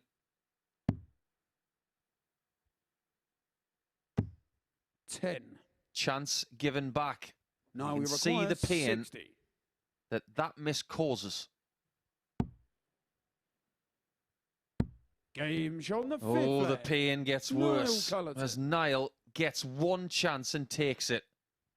Throughout the weeks that I've seen him play in Super Series action, the Sibling amount Shaun of to throw times first. that he's done Game that on. is getting extraordinary. His grittiness is free for all to see. By far, he was not the best player in that leg. All the way through, it was like, he's going to get 97. broke here, he's going to get broke. He was just hanging on, hanging on. But that's the advantage of throwing first. Because even though you've been outplayed in that leg, your opponent still only gets that 41. one little opportunity at the end of that two-dart combination. And if that doesn't go right, you are still going to get opportunities, which is why we bang on so much about the advantage of throwing first. I just want to pick the bones out of 35. something, actually. In Niall's first game against Ryan Palmer, which he won 4-2, he averaged 84.46. His average for the week before that was 84.48. 137. Alarmingly playing to type. In this game, he's just a shade under 86, so a little bit better. But how many times this week have we seen him in the mid-80s range in a scrap? 139. It's happening again. He loves the scrap, though, doesn't he? He loves getting in the thick of the battle. If you put me in a scrap with Niall Culleton, I'm going to run. 100.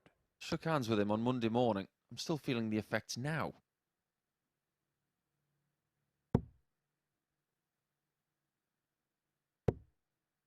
Big moments, this. Niall trying to close in on the win. Shaun Griffiths trying to take us to our last leg. I'd be saying to myself right now, leave 83. Come on, leave 83. 100. This falls a little bit short of that. Shaun require 152. But whether he gets a chance at this depends on dart 1 from Shaun. chance is his. Biggest finish he's had all week, 80. 157, which Now we started require 123. on treble 19, which is where he'll go here. And he gets it. He knows this time that he can't miss the single. That's why he stepped back. Double 9. 18 left. Purposeful, but not perfect. Shaun Good requires effort there, and that was a 72. match start from Niall Culleton. Will he get any more in this leg? Shaun Griffiths, 72. Leaves tops. One dart Game to keep on us the going, sixth and he there. finds it. Shaun Griffiths. One dart in hand. Big dart, big roar, big moment, big leg. There's some Seventh gumption and in this final leg is game, isn't Niall there? to throw first. I get the feeling Game whoever on. takes this leg, they're going to volumize their emotions once again. Because I can remember at least twice this week 100. where Cullerton has won a 4-3 and has volumized his emotions at the end. Particularly at the end of yesterday when he was trying to qualify for Group B in the top 3 of the Group A table. Oh yeah, there's going to be a roar 55. from either one of these winners. And probably a very well-earned roar. This has been a battle. And again, if we look at the scoreline, it's gone over that 5.5, which I said is probably going to be 55. a safest sort of play.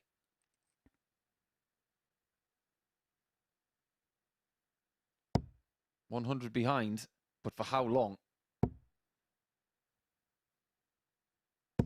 100. Your first game after this one will be Fallon Sherrock against Ryan Palmer. Monstrous game for Fallon. 100. She'll be trying to equalise the position of 3 players. She will not be able to equalise the position of the winner of this game, not just yet. 60. But Cullerton, to his credit, is keeping himself in front with the darts. He's defending his position well. 140. Is that a welcomed 140 or not? Third of the match. He is yet to find a 180 in this game. He doesn't need any. But Shaun might get one. 123. Oh, that's a cruel deflection because now he can't even finish. 106. I was going to say he needed a 180 there, really, after that big 140 of Niall Culleton. But it's a double 16. Game And it's found, shot and he's of the won a 4-3 match. again. Niall A great Culleton. contest. Niall's average went up towards the 90 mark. Griff, at one point, was really putting him under pressure, but he has to settle for only 3 legs in that one. You can see that his average was 3 points, roughly, above that of the victor. But that was a really good contest, and the highest checkout of the match came from the victor with the last 3 darts of that match. A really great battle. Henry and Matt Edgar will chew the fat of the first 5 games up on the balcony after the break, but when we come back for more action, it will be Sherrock against Palmer.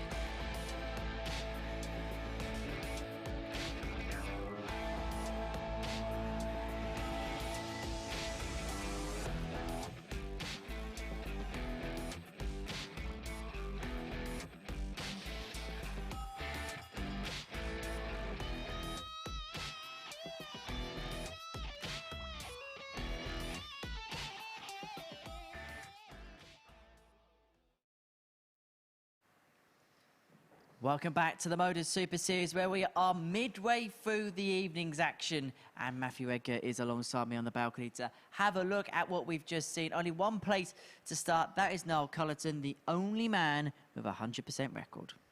He's on a good winning run as well, isn't he? He won his games at the back end of yesterday. And when we're going through that Group A and we get towards the back end of the week, we do often say, don't we, like, these games can give him a good bit of confidence. And you need confidence to be able to do what Niall's done here. He had to resist some very good darts against Shaun Griffiths. For most of that game, he was trailing in the averages, but he found a way to get over, hold his throw and win that match. The good thing about a Group B table is we'll have a look at it now after a couple of games, but we know no matter what happens, no one's out of the race, and that even the 4 points Niall Culleton's got, that's still only just a nice start. Do you know what? I was here a couple of weeks ago, and when I was here, we had a Group B table where we went out and everybody was on 4 points. This is a sort of group where that sort of thing happens, because I don't see anyone's going to run away with this. Everyone's performances have been very evenly matched. I think they're just going to split the points throughout them as this group unfolds. And we saw some really blockbusting stuff. Let's go back to that first game of the night, John Henderson against Fallon Sherrock, both players averaging in the 90s. And we mentioned earlier on, there's going to be something about this nighttime session that when we had the players involved, that was just going to flick a fuse, flick a spark. Well, if you remember the prediction we made when I first came up and we looked through Nicholson's bet for the evening, I says the one that really stood out for me was game 2, where it was that over 5.5 legs. I thought most games would go that way. So far, 4 over the 5 matches have gone over that 5.5 legs. I think we're probably going to see that again, where another 4 out of 5 of these, because these are going to be tightly contested matches. I always use that play on the word match and game. We're not going to have many games of darts tonight. We've got plenty of matches where people of equal ability, putting in equal stats, are going to battle it out, and it's going to come down to that, like that last game, where just a little deflection here or a big score at the right time could seal the deal. Indeed, next match on for us, of course, is Ryan Palmer up against Fallon Sherrock. When we get to game 3, this is when the serious business begins. That's when, I suppose, the first couple of games you had to settle in, then it turns to real game face mode, doesn't it? Well, this is the point where if you've not got points, you want to start getting them, because we have seen people like David Pallett in the old venue in Southampton. He had no points after the first day and got through. So no one's ever out of this. But the bare minimum is just get something on the board on this first day. And when you see the lives ticking off, it can start to build that pressure. Indeed. Well, Sherrock up against Palmer is our next match on the hockey. Matthew Edgar's going to race his way down to the commentary box, where he's going to join Paul Nicholson. Paul. That's me, and that's Fallon. Brian's at the back of the stage. And they're going to play each other right now in game number 6. What an entertaining evening it has been so far. I think Ryan's going to be feeling very chipper against this young lady, 28 years of age now, the 2022 Women's World Match Play Champion from Blackpool. A trophy that she found pretty hard to lift, but still did it valiantly for all of the photographs and the press. First leg, it's Fallon to throw first. Now she needs to lift herself off the foot of the table. I think she wants to forget the second game she had tonight against Shaun Griffiths, where she only averaged in the low 70s. 56. So I suppose where we have to start in this game is what does she do differently in game 3 to game 2? And I just sense that the first dart in the first couple of legs needs to be a bit better, just to give her a little bit of belief. I think that's the difference between game 1 and game 2. Belief, just that one word. Because she came here today with plenty of belief and plenty of hope that she could come here and get the job done, potentially even win the group with the form that she's been playing. And then when she comes here and just misses that one match dart, is sat on a double to win the game, and Hendo goes out. When the sort of reading of the play and reading of the rumours tend to be, I get close, but I just get it taken away at the finish. There's only so many times you can accept that blow before it starts landing. 37. Can't take it into the gloves forever, and even when you take it into the gloves, you're still feeling it. And even when you are in a hot vein of form, every now and again, someone's going to have a bad day. You can have the hottest season of your career, but still have a bad day. At least she's got 6 darts from 158. 58. Oh, there's the 58. It's now Palmer's responsibility to shrink this number, and that doesn't help. 45. That was an explosion of tungsten. Fallon, you require 100. That is the one thing you don't want to hit on the dartboard when you've got 100. 21. Can't take 99 out in 2. 36. She's fortunate that Ryan is not 100. Fallon, you taking require things out in 18 79. darts. But this maybe should have been less. And that's an aggressive play. Game shown the But it first works. leg. Fallon So Sherrock. let us pick the bones out of that one. Why, for all of our maybe new viewers to the MODUS Super Series, Second leg is would you Ryan's a not trophy go first. treble 13 on 79 with 3 darts? Well, if she hits a single with the first dart, it's going to be 16 to the ball. 81. You go on the 19s, yes, it's a less preferred double 11 if you get the treble. If you get the single, it's single 20 to tops. Takes the ball completely out of the 140. option. Do you know off the top of your head the other player that would have gone treble 13 for double top in that spot? 140. No. Martin Adams, he tends to do it as well. 140. Are we seeing that B word, belief, coming in here? After that finish, she's completely a different player again. Back to the player that played John Henderson in our opening game. Yeah, this looks a lot better. Darts are going in with a bit more purpose. Less deliberate. 57. Sets Ryan, it you require moves. 140.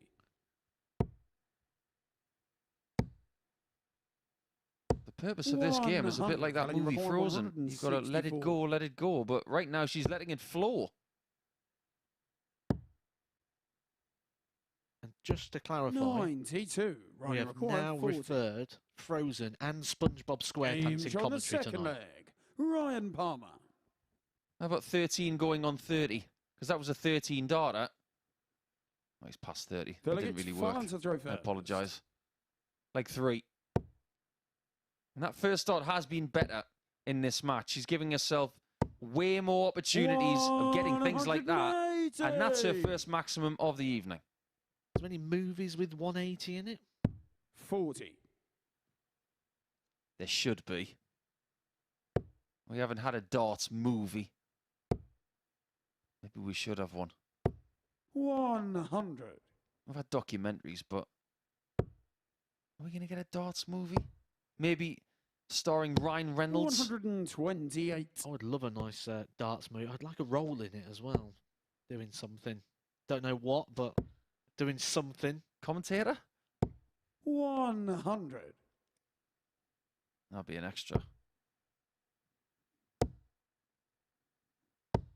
140. Ryan Palmer is 121. having a good time of it on the treble 20, but fair to say that Fallon's having a better time of it. Double 18. Game That's shot on wonderful. The third leg. Something Fallon has Sherrock. rattled her cage. That's 2 from 2 on the outer ring now. And that was a 12 darter It's Ryan to throw to first. inflate her average towards 98. I was trying to say it on the balcony without 56. fully saying it, because I know that the players are very aware and they can hear you and you're very close to them. And I was trying to say about how you don't want to end 81. on 0 today. And this match, without a doubt, is more important to Fallon Sherrock right now than Ryan Palmer. 86. have to agree.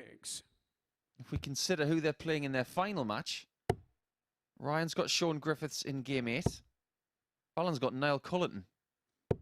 45. We know how good Niall has been at scrapping so far, not just tonight, but this week. 100. If either of these players walk away with 4 points tonight, I think they're going to be happy. Especially Fallon, because she hasn't got anything just yet. 60. You notice that Fallon is wearing long sleeves under a pink dart shirt. That is usually a sign that she might be the tiniest bit chilly. 140.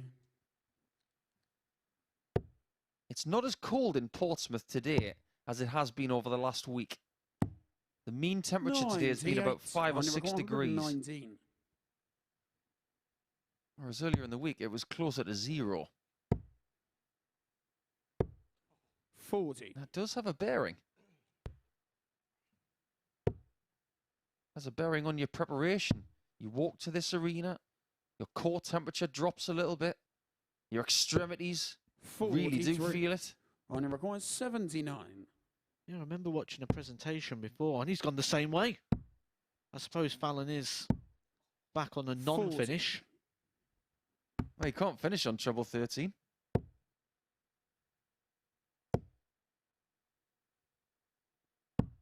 $138, running Well, required 39. This is an interesting play now. It's double 10. Oh boy, 19. 28 grams of tungsten in the Running way. required And I think 36. 26 of them grabbed the dart. And Sherrock has now got double 16. 28. Oh, it's so close. She had a chance. Running required 20. I don't think she's getting another one. Similar to the John Henderson game, wasn't it, when she had the opportunity to break Hendo in the Game opening shot game? the She wasn't fourth able leg. to convert those 3 Ryan darts in Palmer. hand. You can see the little bit of disappointment there on Fallon, who will feel she should be 3-1 up. Fifth leg, it's Fallon to throw first. Game on. You don't live that far from Fallon, do you? Because you're in the same sort of area of England. 140. You live in Northamptonshire, right? Yeah, we're about 20-25 miles apart, I think.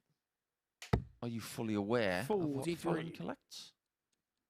She's a Pokemon card collector, She isn't is. she? She Yeah. does like those things. You guys have got a lot to talk about. 96. You're more of a Power Rangers guy, aren't you? Power Rangers, Turtles, wrestling.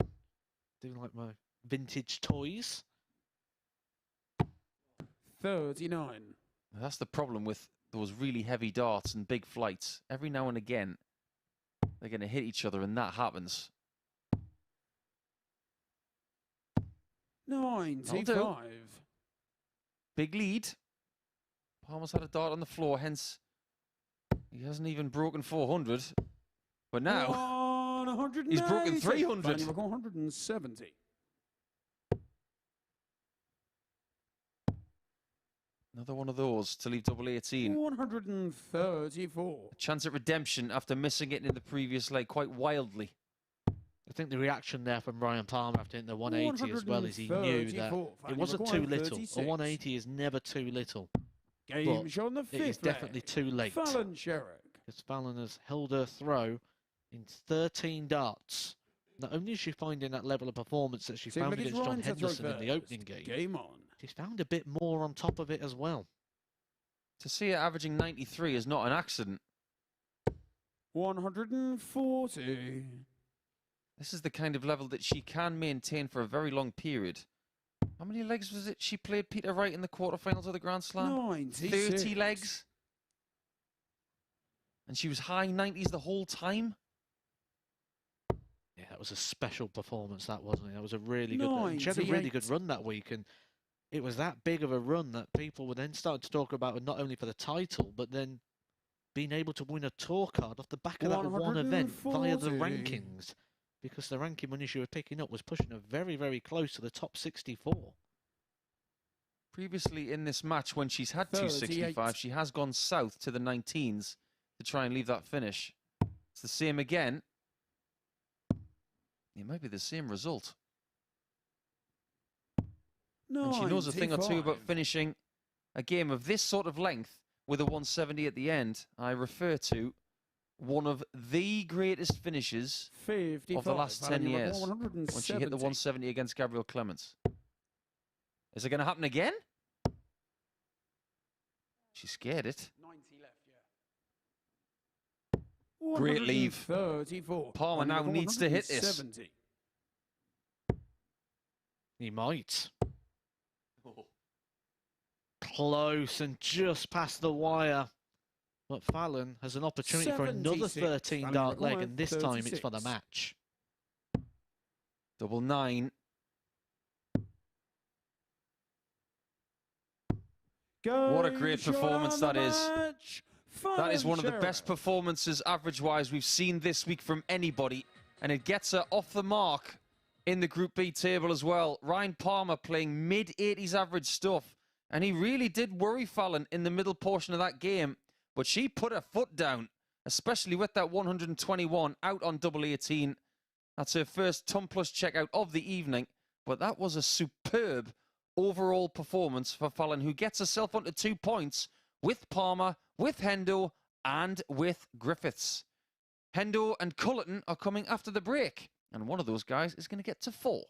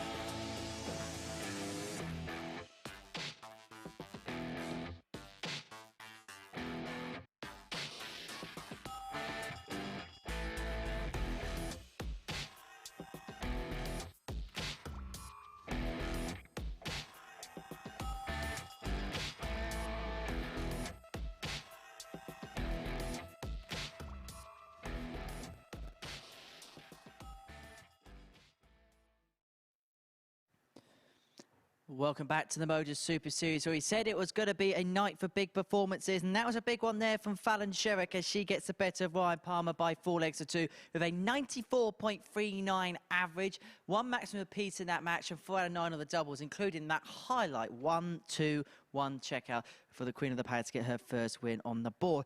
Game 7 then of our evening sees 2 players that have already battled each other in Group A on Monday, Tuesday and Wednesday as Niall Culleton takes on John Henderson. So rivalries renewed, and in the commentary box, here's Paul Nicholson and Matthew Edgar.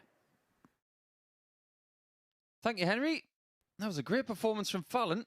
What I meant to say was, at the end of that game, it was her highest ton plus checkout of the night, not her first. She had Okay, first leg, it's John. 109 in her first game. The 1-2-1 is her on. highest, but now we turn our attention to our fourth fixture between these two this week. So far, Endo's winning 2-1.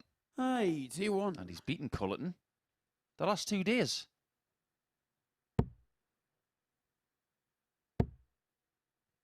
Oh, Cullerton 41. came into this group the second favourite. It's taking on the man who was the favourite before the off.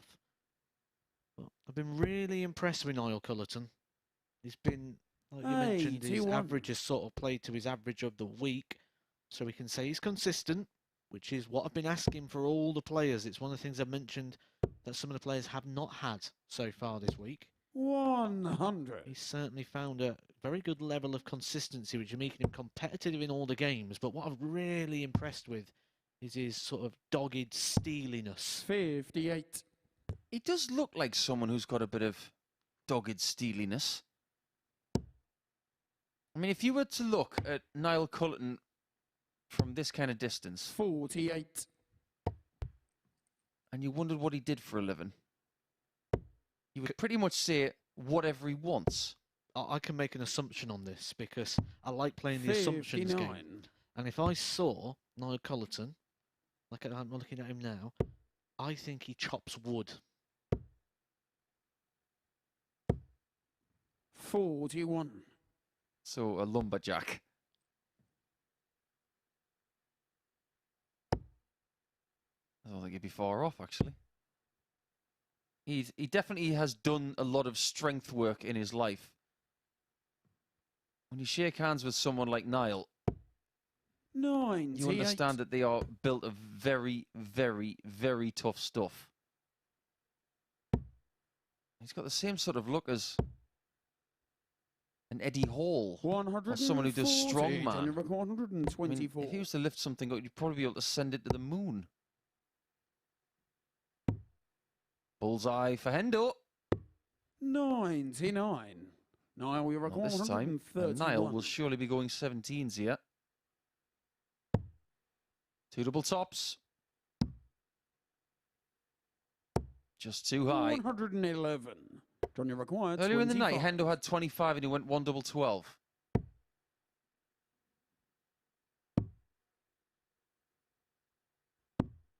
$19. That's not what you want from your first Niall leg required in this 20. contest. You want to get rid of that double quickly, just to make yourself think that Game shot in the you are first going to leg. worry your Niall opponent. But Culleton. Cullerton is just living a charmed life, isn't he? He's been given way too many chances. When his Second leg opponent is Niall to throw misses, first. he hits. Game on. But if I go back to the first portion of that sentence, if they hit, he doesn't get a chance. 100. You mentioned that if Niall Culleton, how he can get things to the moon. I actually had a bit of trivia from Henry Deacon this evening, who sent something through to 55. share with you all. Apparently, that we're going to have the 4th closest encounter with an asteroid tonight in its NASA history records. 100. 4th closest. 4th closest, yeah. So judging by the other 3, I think we're going to be fine. 42. Sidestep that landmine anyway. He is called a werewolf. 100. If it is a full moon coming up, I wonder what he'd turn into. What kind of mood he'd be in.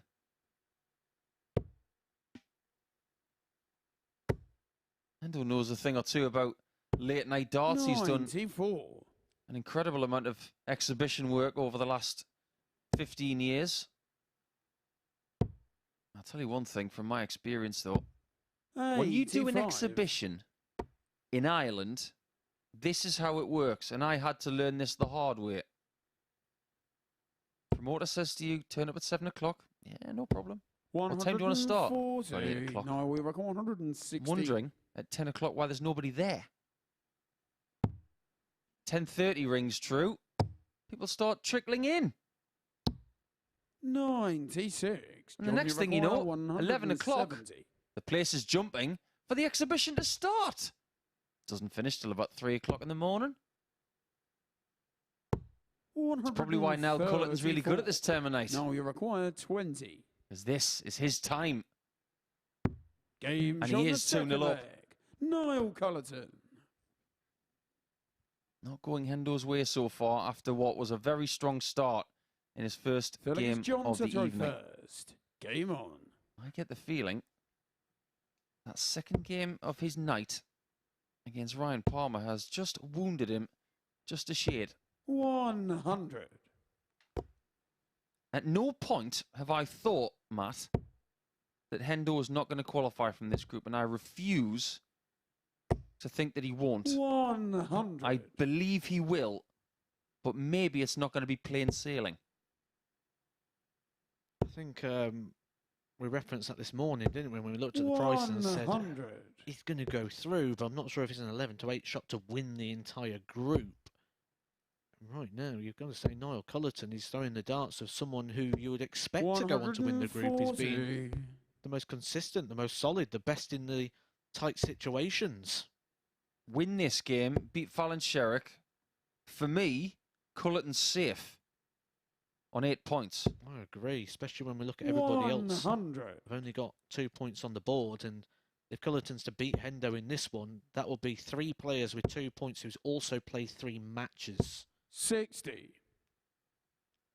Just for everybody's insight as well, for tonight's play, Richard North, the man at the top of Group C going into our play later 81. today from 9:30 AM, live on Sporty Stuff TV and the MODUS Super Series YouTube channel.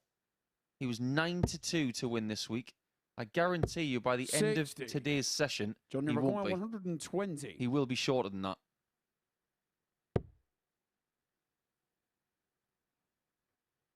If you are choosing to have a flutter at this late hour, please remember it's over 18s only. Gamble responsibly and begambleaware.org for more Now we information. require 140. Nice lead for John. He might not be back. He's fortunate that he is. This time, 89. Niall can't pinch John, this you one. require 40.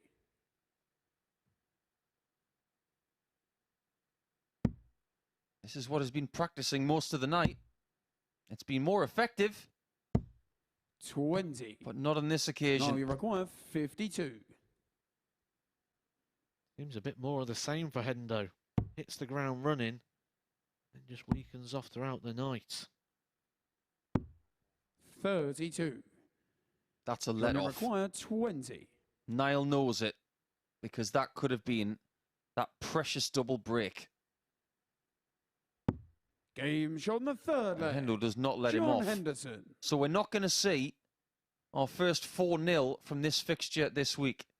They've had everything else. There's been a 4-1, a 4-2 and a 4-3. But if there is a master of the 4-3 this week, it is definitely that man right there. You mentioned those prices on the groups. I'll let you know that before the off today, Richard 100. North going into tomorrow is now 2-5 favourite to win that group. Massive odds on. You've got to say, on the basis of what we saw today, though, it's really hard to argue with that. 83. I don't see anybody toppling him tomorrow. Not even a resurgent Jared Cole. I just don't see it. 100. Well, the other thing is we've suggested Danny Smith can't even qualify, but there's still prices on Danny Smith to win the group, so mathematically, 100. it must still be possible that Danny Smith could actually win the group. He's 100-1 if you fancy it. Well, we've got a spare pound, I guess. But that would mean that Richard North has to lose all of his games, and Danny's got to win them all, and everything's got to go his 81. way, including the leg difference. I think they could put a couple of extra zeros on that 100-1. I think that's a bit stingy. Stick one on there for me as well. A 0, not a pound. 100. Yeah, I think that should be... It's a ridiculous price, 100-1. Absolutely ridiculous. Let's just flat out say it. It's not going to happen. 60. Richard North is going to Now win we at least require one game tomorrow, 180. meaning that Danny Smith is not going to win that group. Niall's not going to win the leg on a ton plus out here. 58. And you John, just get the require feeling that maybe Hendo 160. needs something like this to fire himself up.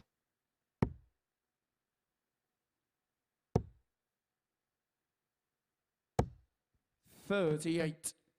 Losing No, the line requires 60. and possibly losing leg 4. Double top. 40. Just starting to miss what he wasn't missing a John, little earlier in the require night. 122. Yeah, he could have had this done 4-0 and been off stage here.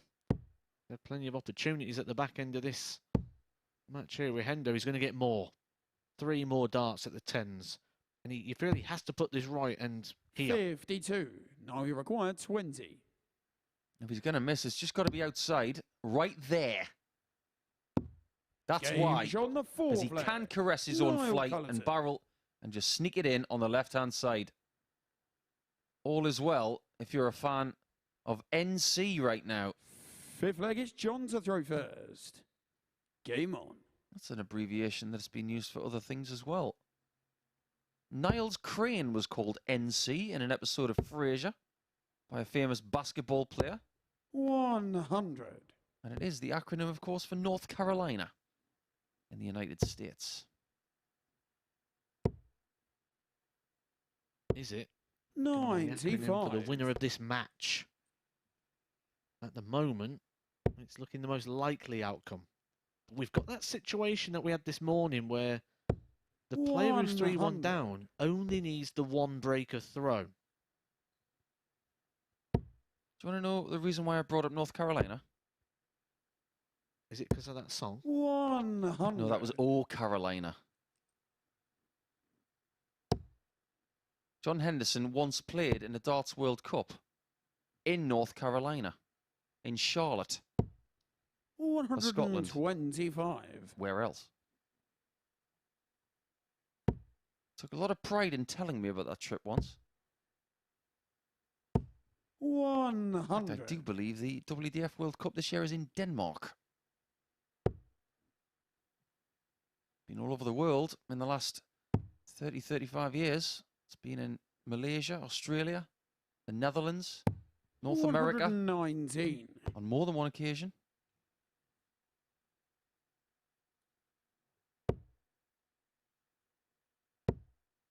But Hendo's not going to go quietly here. You just never know how 100. valuable John, you require this leg could 57. be. He might not win this match, but you've got to get legs like this and keep fighting. Game That's a on the nice fifth take leg. in 15 darts. John Henderson. Before he started this game, Hendo was on 2 points and -1. Sixth leg, it's Niall to throw first. Game on. That was 3rd position in the table, which is right now a qualifying spot. 100. But this is his game in hand. On the likes of Sherrock and Ryan Palmer. He's got to make the best of it because those two are 45. both below him. He's got to keep them out of sight.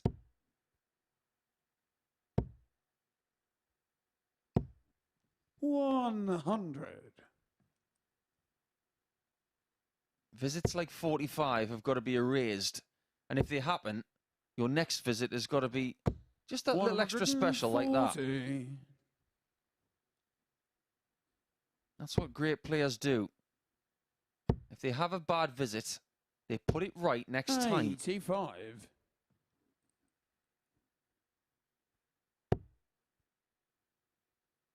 He does play a little bit faster these days as well, John.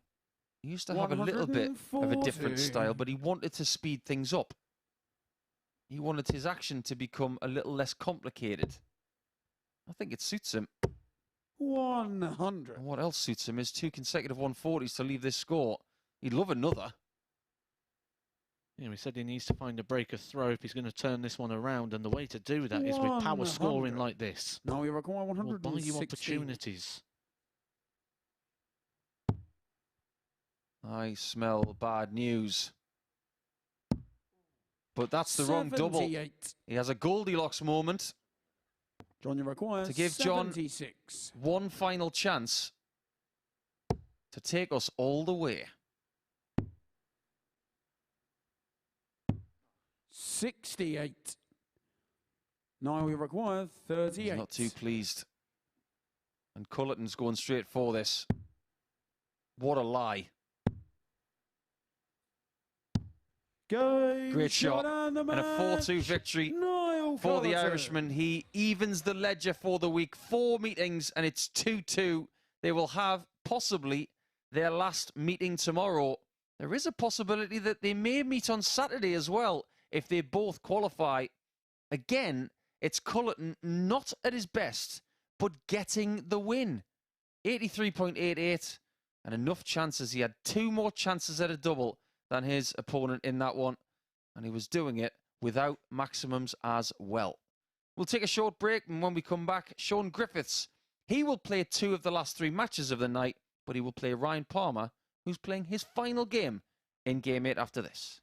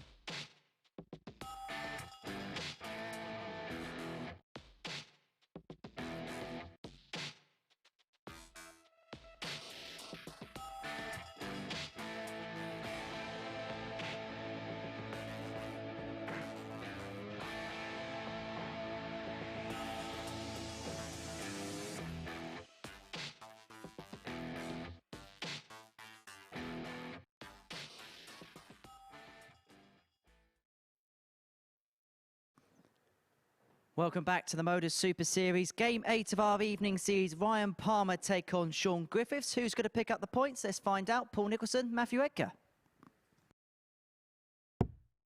It's a very interesting table that we've got, Henry, because Niall Culleton at the top on 6 points is 4 points ahead of everybody else. So let the melee begin. Griffiths now up against Palmer. He's got 2 games to go. Palmer's just got this one. So he has to make here while the sun shines. He's had an up and down evening. Beating John Henderson but losing to Sherrock. And losing to Niall Culleton, are undefeated #1 right now. But for Griff, started with a 4-0 victory over Fallon. And then lost out to Cullerton by the odd leg. Okay, first leg, it's Ryan to throw first. Game on. I think Shaun Griffiths, for me, has probably been the standout performer of the night in terms of what expectation was, or outweighing the 140. expectation. Because we actually painted a picture of very limited expectations, really, of Shaun Griffiths at the start. And he's produced some very good darts. He's produced a lot of 180s. 100. 2 in his defeat to Niall Culleton, 3 in his victory over Fallon Sherrock. Yeah, if you consider how many 180s have been hit by either player. Sherrock's got 100. Hendo's got 3. Cullerton's got 1, and he's top of the table. Palmer's got 2. Griffiths has got 5. So in that department, he's the man. And all the players you've mentioned have also played 3 matches, 100. where Shaun Griffiths has only played 2. I know it doesn't mean anything, but he could stretch his lead in the 180 charts. But there are no 91. bonus points on offer for that. We talk about all the fringe topics like the high checkouts, the doubles percentages, but ultimately these players are judged on whether they get 4 legs in a match. 55. And so far, Ryan, you these require guys have only done that once 170. each.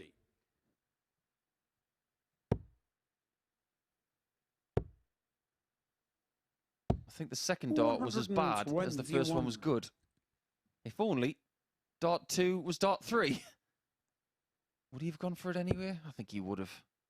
Yeah, he strikes me as the straightforward, no-nonsense approach. Just try and get the leg winners 58. the furthest Ryan, you require opportunity. 49. He said no nonsense, and Lee Budgeon's not even here. Game There it on the is, double first 10. leg. The Ryan extension Palmer. of the left arm. There's an off race to that table. Must be a very thirsty man. Second leg, it's Shaun to throw first. Game on.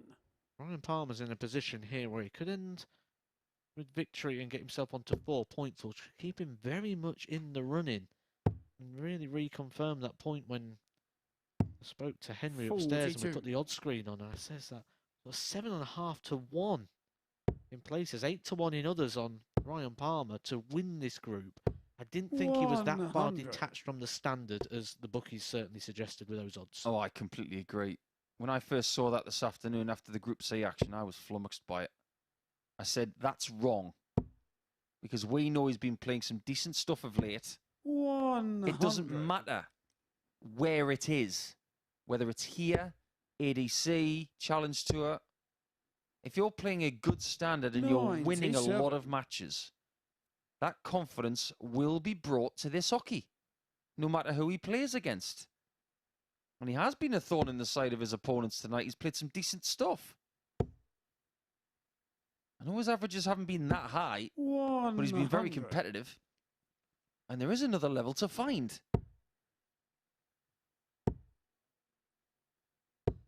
41. It is a question of, yes, he can play better than this. I'm going to ask you a really blunt question here, Matt. Does he know how to do it here? 59. Does he know how to find that next level here? I think he does. But whether he lets 83. that happen is a different thing. And I'm going to go back to his interview, his words. I'm going to use his words, not mine. And he mentioned about when he's playing well, and then when he goes to things like the PDC or the qualifying school, it doesn't quite happen for him. He gets a 45. bit tense, he overthinks it, gets a bit nervous. And then later on in that interview, he says, I just need to let it go, be free, and I'll play my 50. best stuff. Shaun, So he knows the answer. 155. But the application of it is obviously a lot harder to do rather than say. Chris Mason once told the darting world that in order to be your best, you have to try less. I know that doesn't seem real, 97. but it's very, very Ryan, you require truthful. 130. Just let it happen.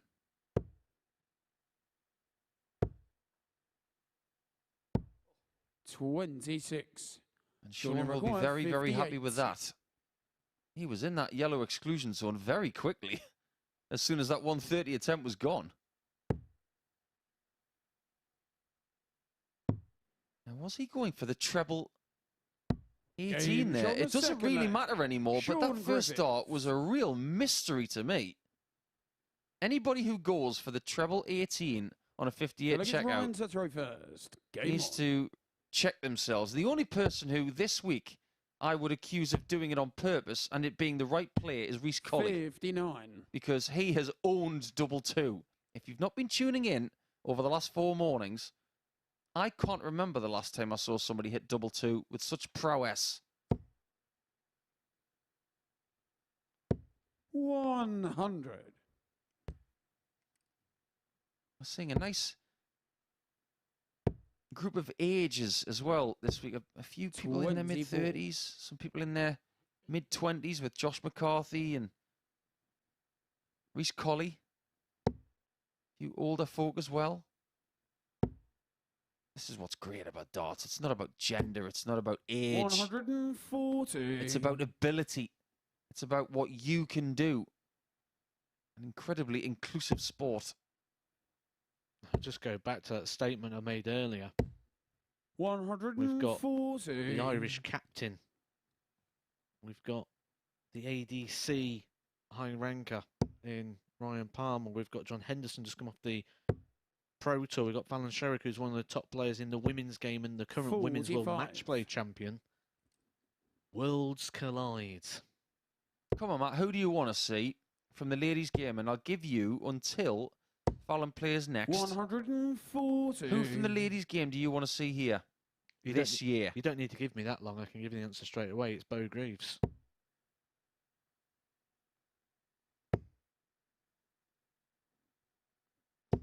There's the answer to that question, then. 138. Has Ryan got the answer to this? That's a no.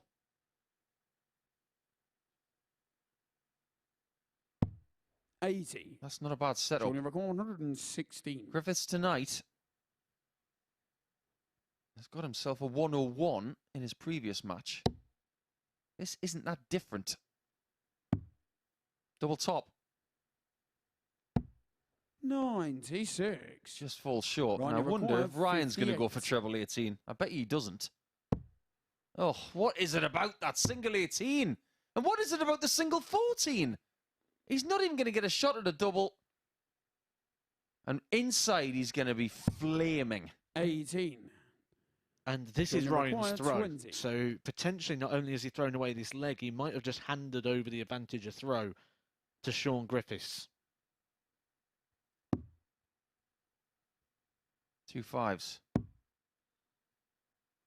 It's Shaun's turn to be furious. No score. Ryan, you require 40. You're a lucky man, Ryan. Game shot. And you're in the third front, leg. Ryan somewhat Palmer. fortuitously. Sometimes you have to take that fortune and run.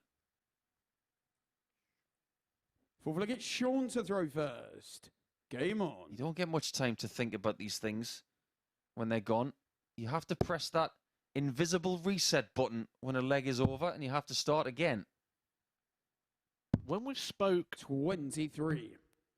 this week regarding the atmosphere, and we said today the atmosphere was just a little bit more bubbly. 97. I've really seen it come through on the stage tonight. I've never seen so much emotion. You can see people at the back of the stage just geeing it and willing themselves, and a little bit of aggression in there. We've had a few calls tonight. It's just that vibe that we're 140. going to see something big. We're running out of opportunities to do it. We've got 2 more games to come. Niall Culleton taking on Fallon Sherrock. Shaun Griffiths taking on John Henderson. But 81. I still think we could see an average go up to about the 100 mark in one of these games. Big call from Matt. I'm not going to doubt him. 120. I don't think it's going to be in this game. Ryan averaging 81.5.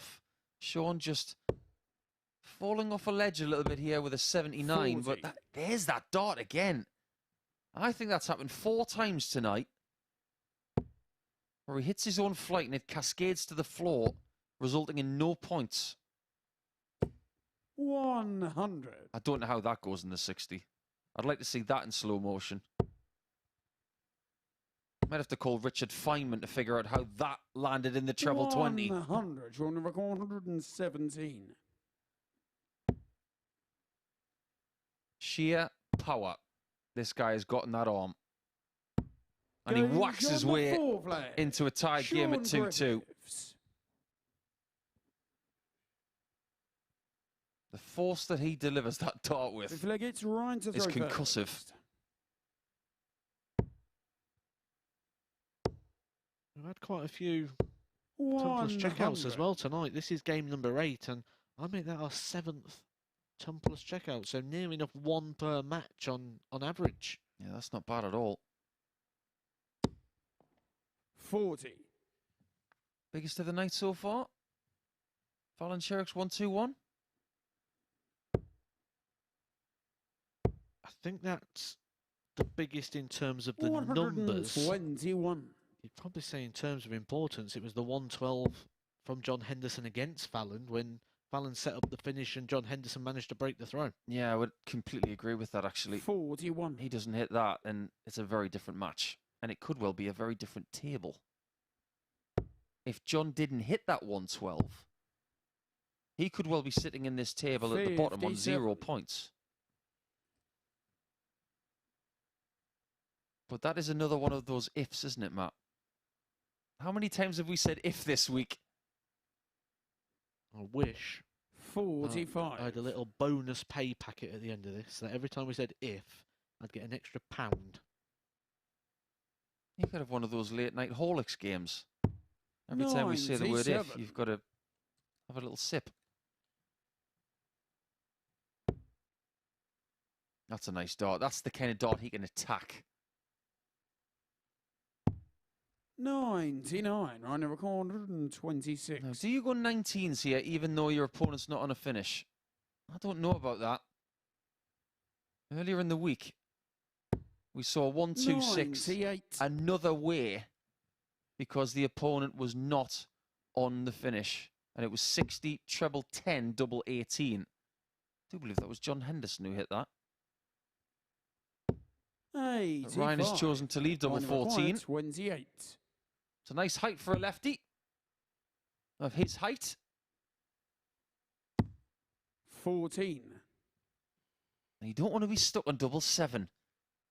Everybody likes double 14, but nobody likes double 7. I can tell you one player actually loves double 7. Kevin Painter. 81. Ryan require Loves 14. double 7. He would. Does Ryan? Well, how does he hit that?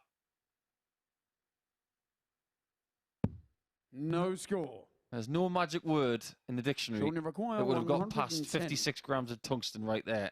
Not even abracadabra.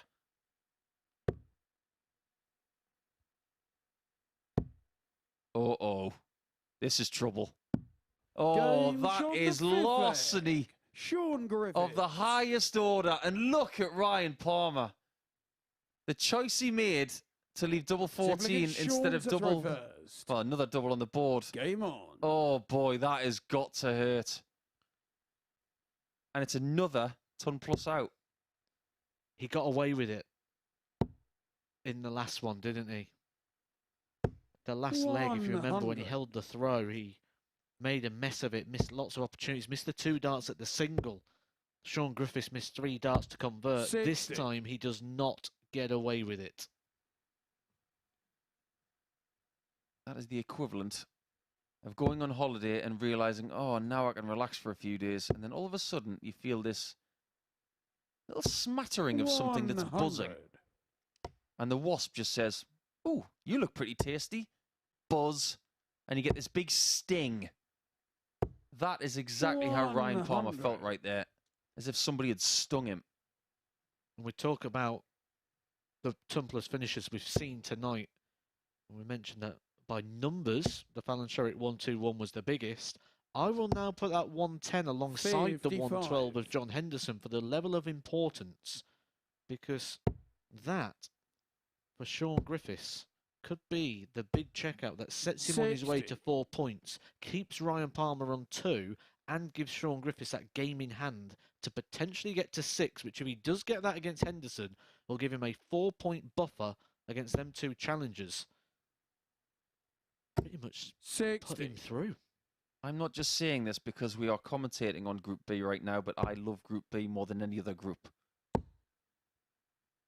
Not as much as the finals night, of course. 121. But it's just a little bit shorter, a little bit more cutthroat. And even at game 8, we're talking about the fine margins. That's why I like it. And in a funny sort of way, that's why the players like it. 100. Ryan, you require 160. This might have to go. It was very close. 100. Shaun, you require 86. He has been finishing pretty effectively most of the night. And that's a great, great layup. And a superb finish. And Matt was right. Shaun More Griffiths. volume from the winner. He gets to 4 points. And Ryan Palmer is going to have to settle for 2 points for the night because he's done. But is he dusted?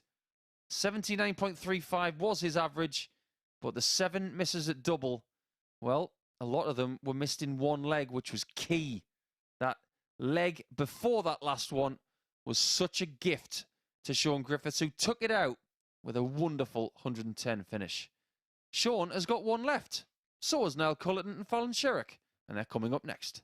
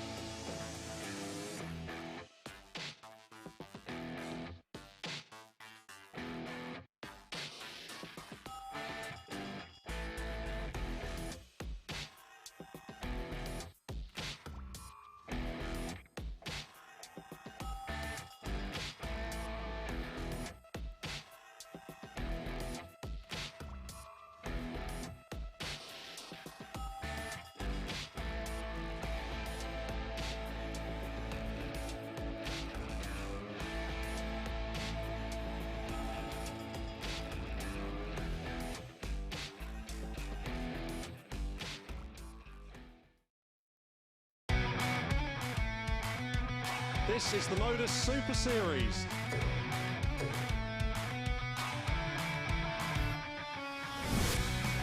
$180.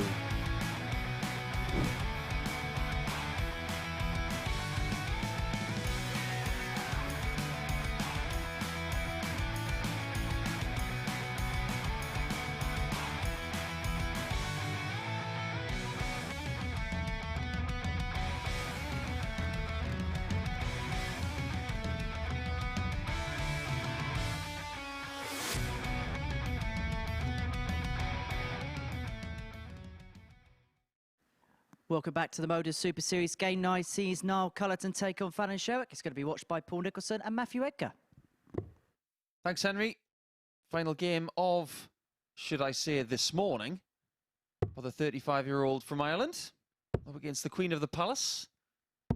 And now they know exactly where they could stand at the end of day 1 of Group B.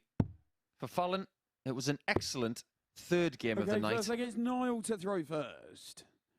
Game on. But so far, so good for Niall, who is 3 from 3. If it's 4 from 4, consider 1 3/4 of his feet in Saturday. 125. Well, when you asked me early on what do I think will be the number, I actually said I think 6 might make you competitive to get 100. through. If he wins this, he goes to 8. By that early estimation, we should say he's pretty much in. I'd have to say it. I was being cautious when I said 1 3/4. 121. If he wins this game, I think he's safe. But it's a situation where I don't think you want to be in that situation. It's 140. where Scott Walters was after a Thursday's play in Group C once. He won 10 points from 10. Then he won nothing on the Friday and didn't qualify. 79. Albeit that was a very different group, different dynamic. But still, you don't want to go into day 2 too relaxed. You still want to have some level of 42. urgency. And Fallon has got that right now because she knows she needs more points. 81. She's played pretty well tonight. Apart from game 2. Where she was, in 83. the words of our Niall friend Chris required Mason, 95. gubbed by Shaun Griffiths by 4 legs to 0. Apart from that, she's played very well. 95 as a 3-dot Game checkout. on the first leg. It's what he Niall does. Culleton. It's what he does. When he's got 98, he goes for treble 18. He's not only Second a little against bit of a Fallon to maverick throw when it comes to first. equipment and facial hair, but he is on the checkouts as well. Very much an enigmatic 60. player, and I love it. I suppose you could say Niall Culleton does what Niall Culleton wants to do, and I'm not going to tell him otherwise. Yeah, me either. I'll be hiding behind you. 140.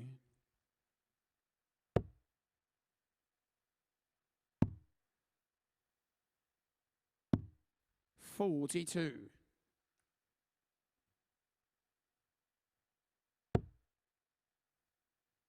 There is another side to what I was saying about the lack of urgency when 85. you've won 4 from 4 on a Thursday. You can open your shoulders on Friday, can't you? You can just let everybody else sweat it out. 140. I remember last year somebody getting 8 points on the Thursday. I think it was Robert Owen. And then he won his 5th game of the group as well. And after that, 40. nobody was getting close to him. He was just so relaxed. And you can come here, the room, and you just feel the vibe of everyone wants to be in the position 137. you've got.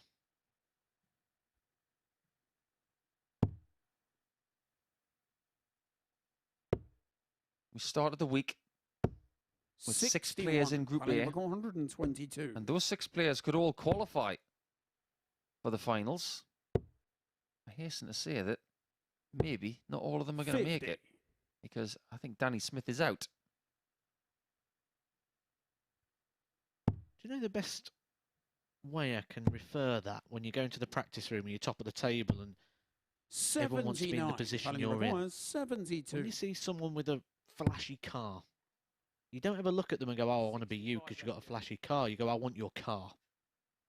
It's a good way of putting it. It 47. was almost a good way of Now hitting a required 72 checkout. 96. Well, 96 checkout. Is he going to go 16s first? No.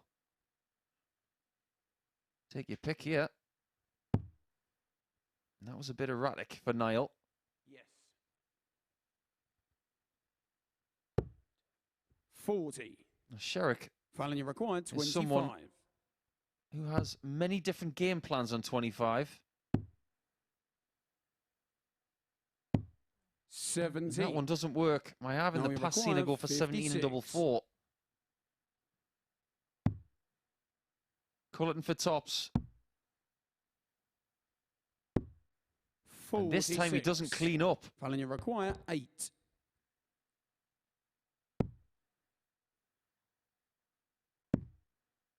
Can she? Game is on the Yes, that second was leg. a Fallon little bit Sherrock. fortunate. I don't think that came out of her hand pure, but it caught enough of that green bed Third leg, it's to Niall to equalise. throw first. Game on. One of the things I love about the ladies' game is the variety that we get from particularly 70.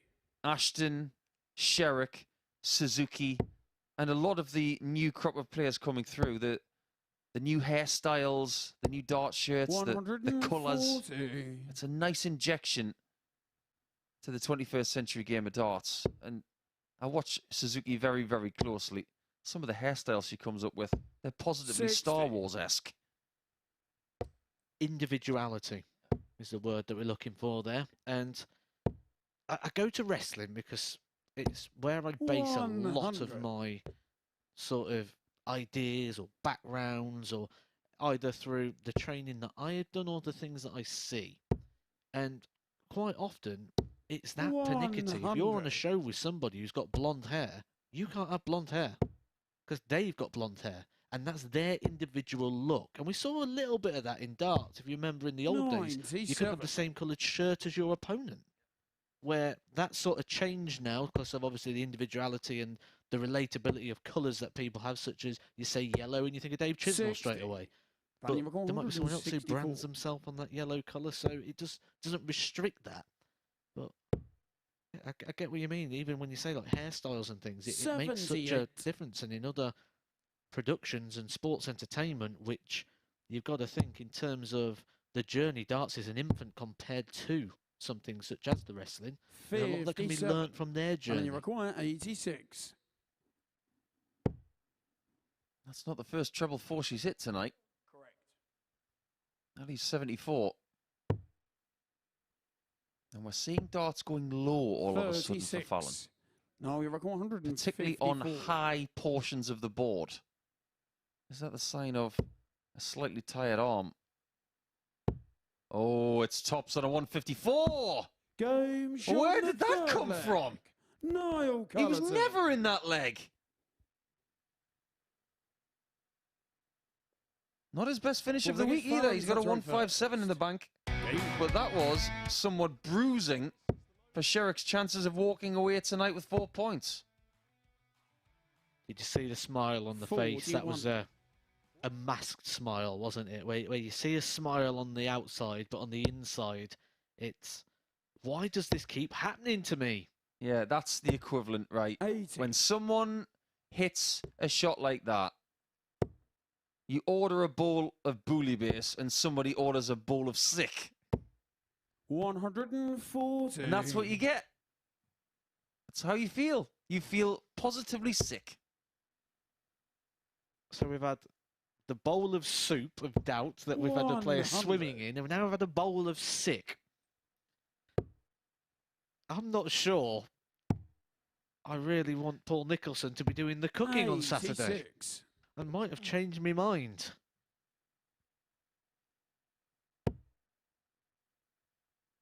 There's only one thing on Niall Culleton's mind. And that's getting out of here 140. with 8 points on the board. He is halfway to that goal. But Fallon 100. is holding it together. And she's going to push him all the way in this one. Niall, we've seen him use the ball on this shot. He used it again there. I would prefer to see that used in dart 3 rather than dart 2. 105. Because I think it could be an 134. unnecessary burn. Where's she going with the second dart?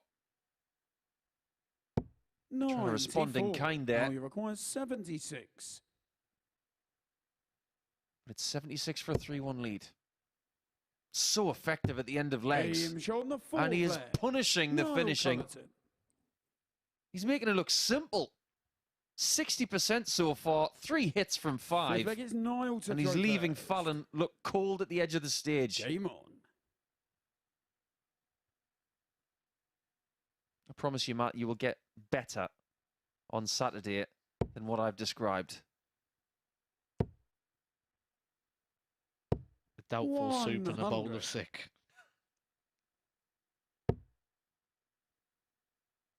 I'll just make the brownies, shall I? I just cheered you up a little bit. 45. Yeah, it sounds a lot more appealing and appetising than the other dishes that you've explained today. I've got to be a bit more proactive when it comes to the morning, because if Danny 60. Smith turns up with treats again, we'll have to get to the front of the queue. The front of the queue, by the looks of it, is going to be Niall Culleton. 180.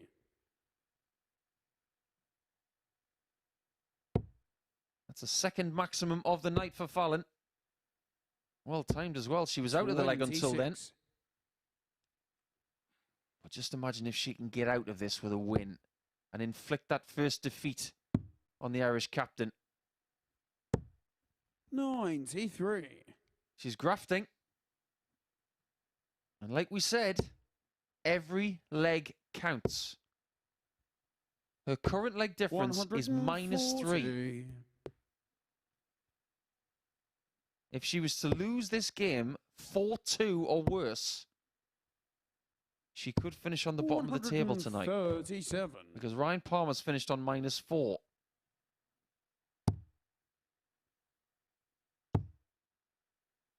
But that's a great switch. 135. He's going for a 171 to leave double 46. 2.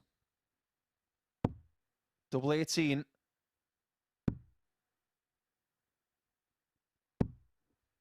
And it's low again, like some of the efforts on the 54 earlier in the match. And Cullerton is going for the back of the net. And he hits it for a perfect night. 8 points from 8. And surely he's going to be part of Saturday night alongside Lee Budgeon with a night to spare. We have one more match to come. And Fallon Sherrock does have problems in the table. She will finish on 2 points and -6.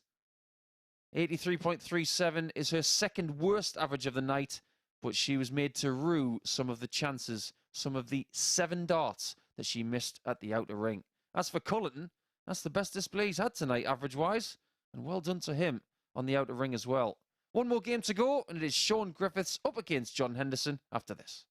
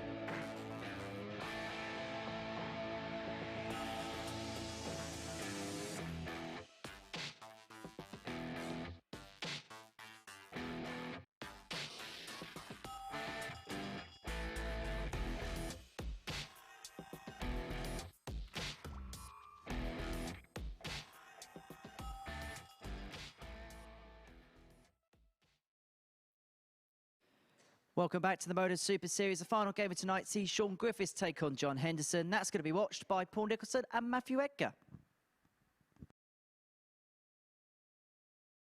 Final game of the evening. Shaun Griffiths taking on John Henderson. Two players who have had probably contrasting form lines tonight to the ones that we expected. John Henderson came into this, the bookie's favourite, 11-8.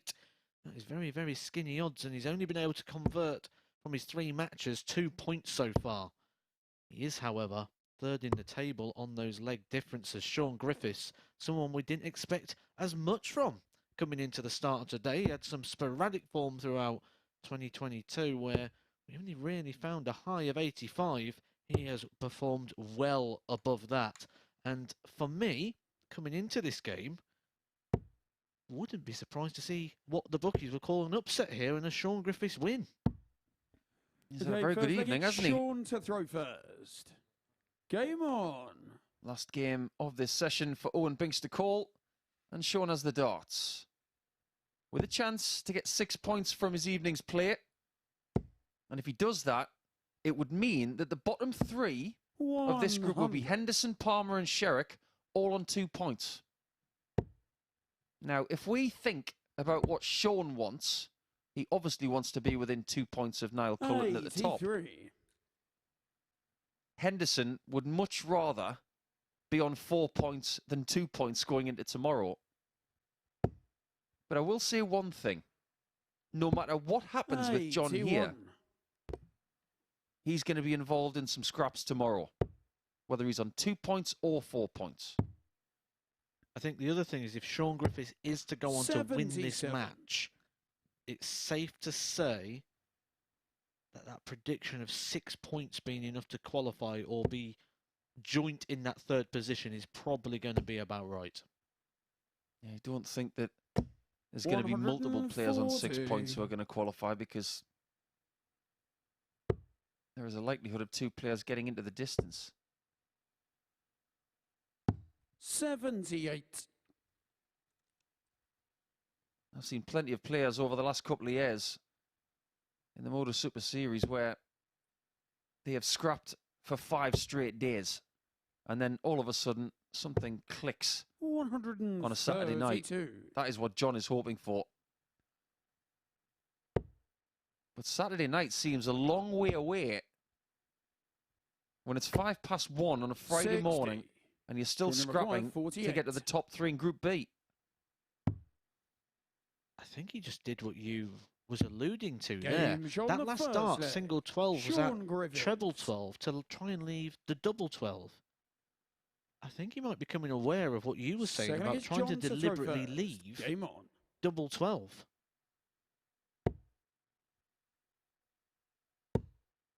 Time will tell. 140. Still a good start from Shaun. 14 darts to take that first leg. And if he does walk away with 3 wins out of 4, his confidence is going to rocket. 40. Yeah, he was left on 180. He's got 2 treble 20s, 60 left. And instead of going for the 20 to leave tops, he's gone for the treble 12. Yeah, I agree with that play. It reminds me of something that Diogo Portela did on more than one occasion because of the way that Shaun's darts sit in the board. He's got that big Union Jack flight in the way of the single 20. 35. All the peril is in the single 20. So what did Diogo do? He didn't go for treble 12. He went for double 14. 36. But the treble 12, you go for that, you know you're not going to bust that score. If you hit the treble, great. If you hit the single, it's okay, you've got 48. There's a lot of method in what he did. 140. I don't think, because these are international standard players, they shouldn't be slipping into the treble 20 going for the single 20. We've seen this at the very, very top. When Dijvenbode at the PDC World Championship against Raymond van Barneveld, just recently Damon Heta in Gibraltar, a tournament I believe he actually went to win, didn't he? Yeah, he did. Seen people hit a 180 when they had 181 left. Jose de Sousa did that at the World Cup last year. Well, for a moment, it was going to leave double 3. but it's not. 150. What a great performance this is.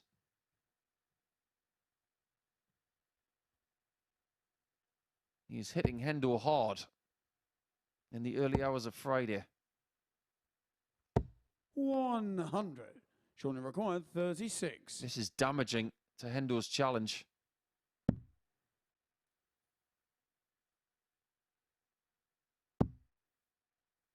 That's a marker. 18. But they went in Shortly required at 100. very odd angles. I don't know whether he was getting strange deflections off those flights of his. John's not getting what he wanted. 60. Shortly require 18. Didn't even think about the split option. Oh, but it's double No 12. score. He's magnetized to that double tonight, require even when he 40. doesn't need it. An opportunity that you didn't think John Henderson would get in this leg. It was a long, long way back when Shaun Griffiths was first having darts at the double. Game shot on the second leg. Just when Shaun Shaun Griffiths was Henderson. thinking he was going to get a few more, you could see the approach play already starting then from Shaun. Delegate Those Shaun hopes to throw stamped out. first. Game on. And Henderson levels us up. It was plain sailing for Shaun there, leaving a double after not many darts at all. Bit like being on his skateboard as a kid, just rolling down the street, then all of a 83. sudden, you close your eyes and you think, this is easy. Next thing you know, you're falling off the skateboard because you've just hit some cobbles. 40.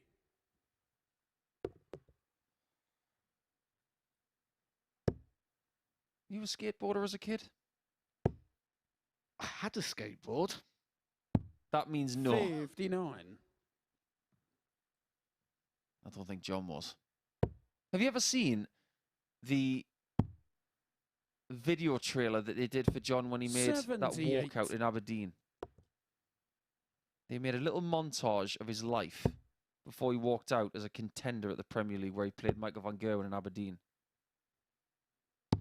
97. As John is a friend of mine, it actually brought tears to my eyes to see him as a young man, as a young sportsman, a young dart player. I suggest you go and find it. 93. It's remarkable. There are lots of people out there who are called legends within their sport.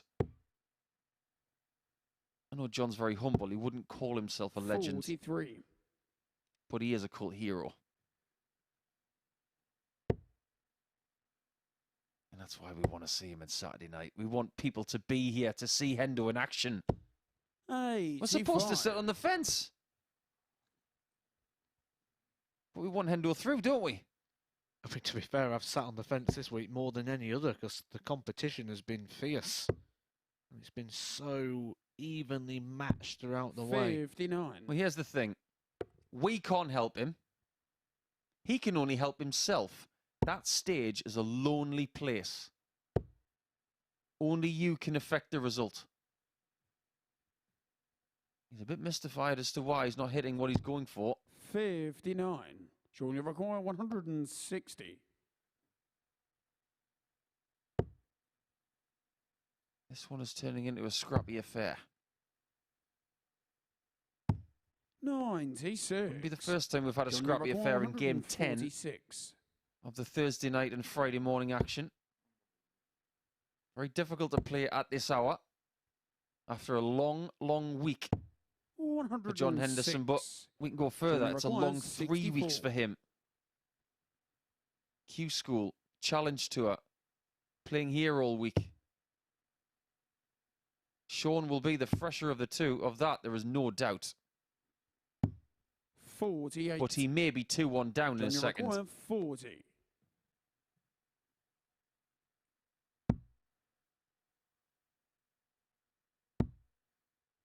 Can he get closer? 20. Closer, but not in.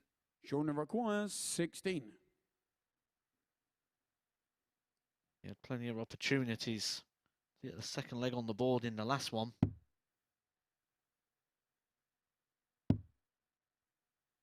Two fours, 12. not close. Johnny require 20. All of a sudden, the oxygen tank is starting to register low. This is where darts is really hard. Double 5. Game shot. That's a the great third dart leg. from John, and it may be a John 24 Henderson. dart leg, but it's not about the quality right now. It's about surviving. And if he walks away Looks with like 4 it's points John to tonight, throw like first. Shaun, Game on. in the words of all of my Northumbrian friends, he'd be cock-a-hoop. He's looking a little bit flustered as well now, isn't he, Shaun Griffiths? He's had plenty of opportunities. 140. And when you're playing a player like Hendo, you just know that whenever you keep them alive like this and you don't stamp them out the game, that they can come back to haunt you. You made an observation 85. now 2 days ago, on Wednesday, that when John was playing his last match against Danny Smith in Group A on Wednesday, 100. he looked quite uncomfortable. He had a bit of cramp and he was really struggling. But he got on with it. He finished the game, but he didn't win. 97. He doesn't look like he's in any discomfort this evening. If anything, the only discomfort he's getting at all is in his mind, 55. which is where this game really plays with you.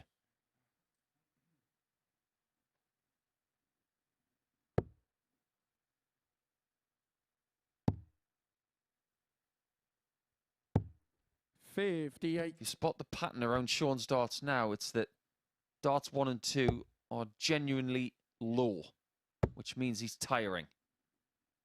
And on dart 3, 100. in the previous visit, it was a classic overcorrection.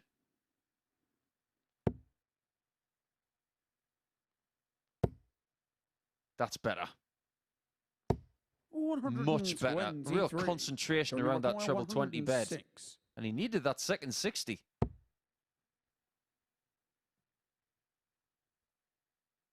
Treble 18. 39. You don't see John do that very often. He said, come on, because he was that frustrated with what he just did. Because he knows this checkout he's about to go for should be smaller. 38. Johnny requires 67. It's certainly within range. Within range with just 2 single visits. 27. Bends the top wire. Johnny require 100. And this is the ultimate ironic shot, because Shaun could take it on the double that John's just missed. Game And he does. shot on the 4th leg. Shaun Griffiths. Just got a little glimpse as well as to how steep his darts are when he hits that treble 20 bed. And it maybe Game proves on. the point about the 180 going for the treble 12 on the 3rd dart. Especially at that point, his opponent wasn't on a finish. 140. Might have been different if Hendo was on something, but without him being on a finish, he favoured the switch. Okay, so you've got Shaun's darts and you deliver them the way that he does. 55. You've got 180 left, 2 treble 20s. What are you going for? Because I believe I'm going to give you 3 options. 1, big 20. 2, small 20, because that's always an option. Or the treble 12. 100. Which one are you choosing? The way his darts sit, I would move against the grain of the dart. So that would be moving left. And I'd go 90. at the flight. Throw at the flight so it drops on top of it. That should give you a nice big clearance. And then if you do hit the flight, the chances are it's probably going to go more 5 rather than stay straight. So you're saying big 20. 68. Yes. Not a fan of burning darts when you don't have to and causing yourself to use 2 darts on something that should take 1. 92. You wouldn't even entertain the small 20. No.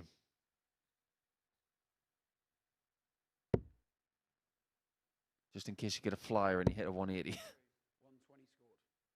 Which is exactly what Shaun doesn't want to do right now. 139. Even if he had, he would still have 13 left. But he was much better off going south there. This is better from John.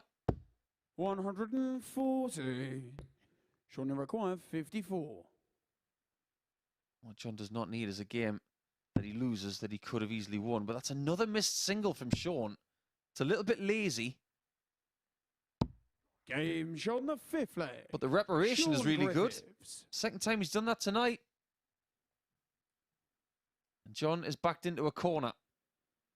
6th leg is John to throw first. If he loses this leg, he will finish the night in 4th position, 50. outside the qualification spots. Now, as of 4 games played, it doesn't make for great reading, but he'd only be 1 leg behind Ryan Palmer and 1 leg in front of Fallon Sherrock. Fine margins. If he wins this leg, he should hold on to 78. his position in 3rd. But it will be all about what he does on Friday evening in his quest to make Saturday night. As for Shaun, 60. he's getting increasingly close to putting 1 foot in Saturday night himself. His mission, as he stated earlier on, was to try and win every game, and I think that's a really good mindset. You can't win your 4th game of the night until you're playing your 4th game of the night. So why worry about it? 60. Until you're in that match.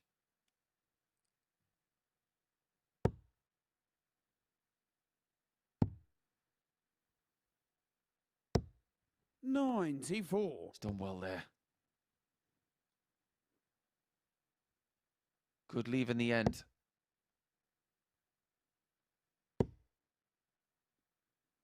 Shaun's night has been up and down. 60. Started with a 4-0 against Sherrock. 145. Then a 4-3 loss to Cullerton. And a 4-2 win against Palmer. 3 different results. 90. But this one feels all too familiar. It's very similar to the game he had against Cullerton in game number 5.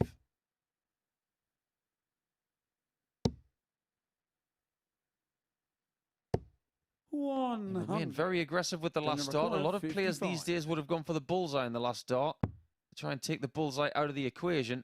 But it doesn't mean anything because we're going the distance. John Henderson. Full credit to Hendo. But he won't have the darts in leg number 7. 7th and final leg, it's Shaun to throw first. Game on.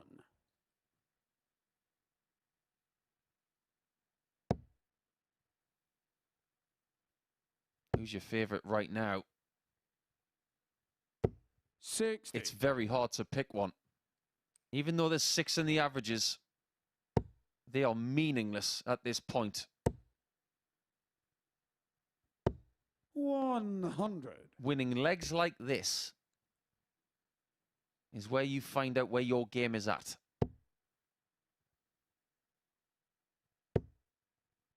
Can Shaun hold, or will John break? 100. And it could have a big bearing on who qualifies this time tomorrow.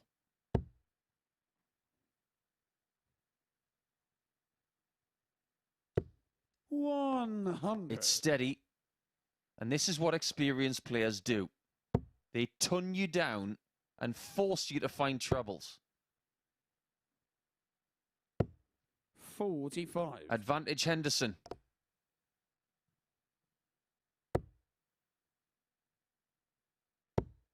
You won't panic about that one. It's not ideal. 41. He's got to get it at some point, but he did not want that. Which means he's only half a dart ahead. After taking the darts, he wasn't able to take full advantage.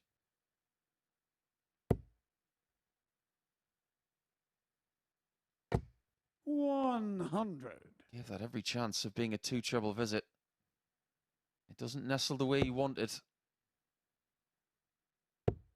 Who's first to the finish? 41. It's not John. Not yet. It should be Shaun. Last two visits for Hendo, 41 and 41. 100. 3 of the last 4 visits for Griffiths have been a ton. 120. That's the first 2 treble visit of this entire leg. And it takes us to deadlock. 3 all, 96 all. But it's Griffiths who gets first try. Hendo will now get his. 64. And it may be the only one he does receive.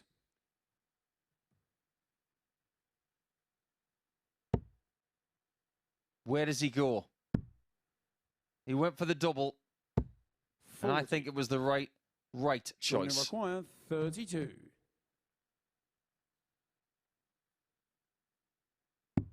Griffiths wins it by 4 legs to 3.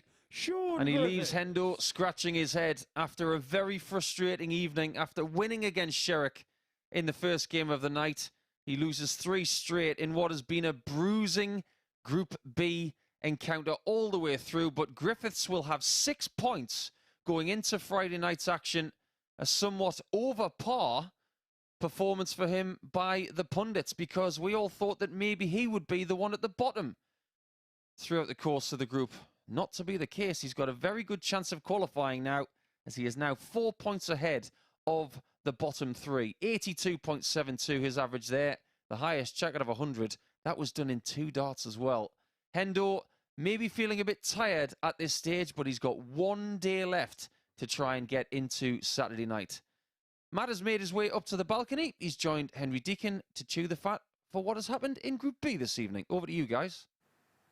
Paul, thank you very much indeed. And there's going to be work for Hendo if he's going to make the weekendo. And Matthew Edgar has made it up to the balcony. And it was after a really promising start as well, wasn't it, in that opening game against Fallon Sherrock? Tonight has had so many twists and turns when we look at the story of the evening. I stood up here at the start of the night with you and I said John Henderson's favourite, probably rightly so. And if I had to pick someone to finish bottom on what we've seen over the last year or so, I'd have picked Shaun Griffiths. And then before the last match even started, when I was doing the opening of that game, I said, Hendo comes into this game favourite, but I like the play of the outsider here in Shaun Griffiths. My opinion changed throughout the night on Shaun Griffiths, as it did on other people throughout the night, and it changed game by game by game. Tonight was one of those really good nights that if you had an opinion, you could really get involved tonight. Well, Niall Culleton really was the man of the evening, wasn't he? Winning all 4 from 4. We can actually have a look and confirm that with the league table now. He's on 8 points. Then you've got Shaun Griffiths on 6 points. He's put himself in a really good position to qualify. Then you've got Henderson, Palmer, Sherrock, all on 2 points, even at this early stage, and then 3 playing for 1 spot.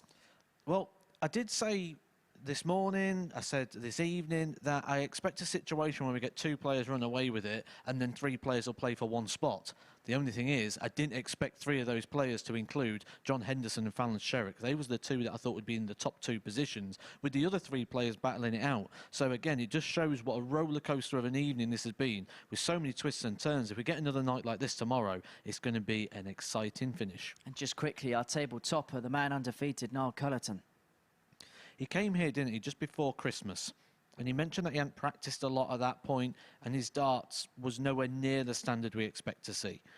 And then when I saw his name on the sheet for this week, I thought, what Niall Culleton are we going to see? What has he done between then and now? Whatever he's done, it has worked. He needs to do that more, because especially this week, he's got better as it's gone on.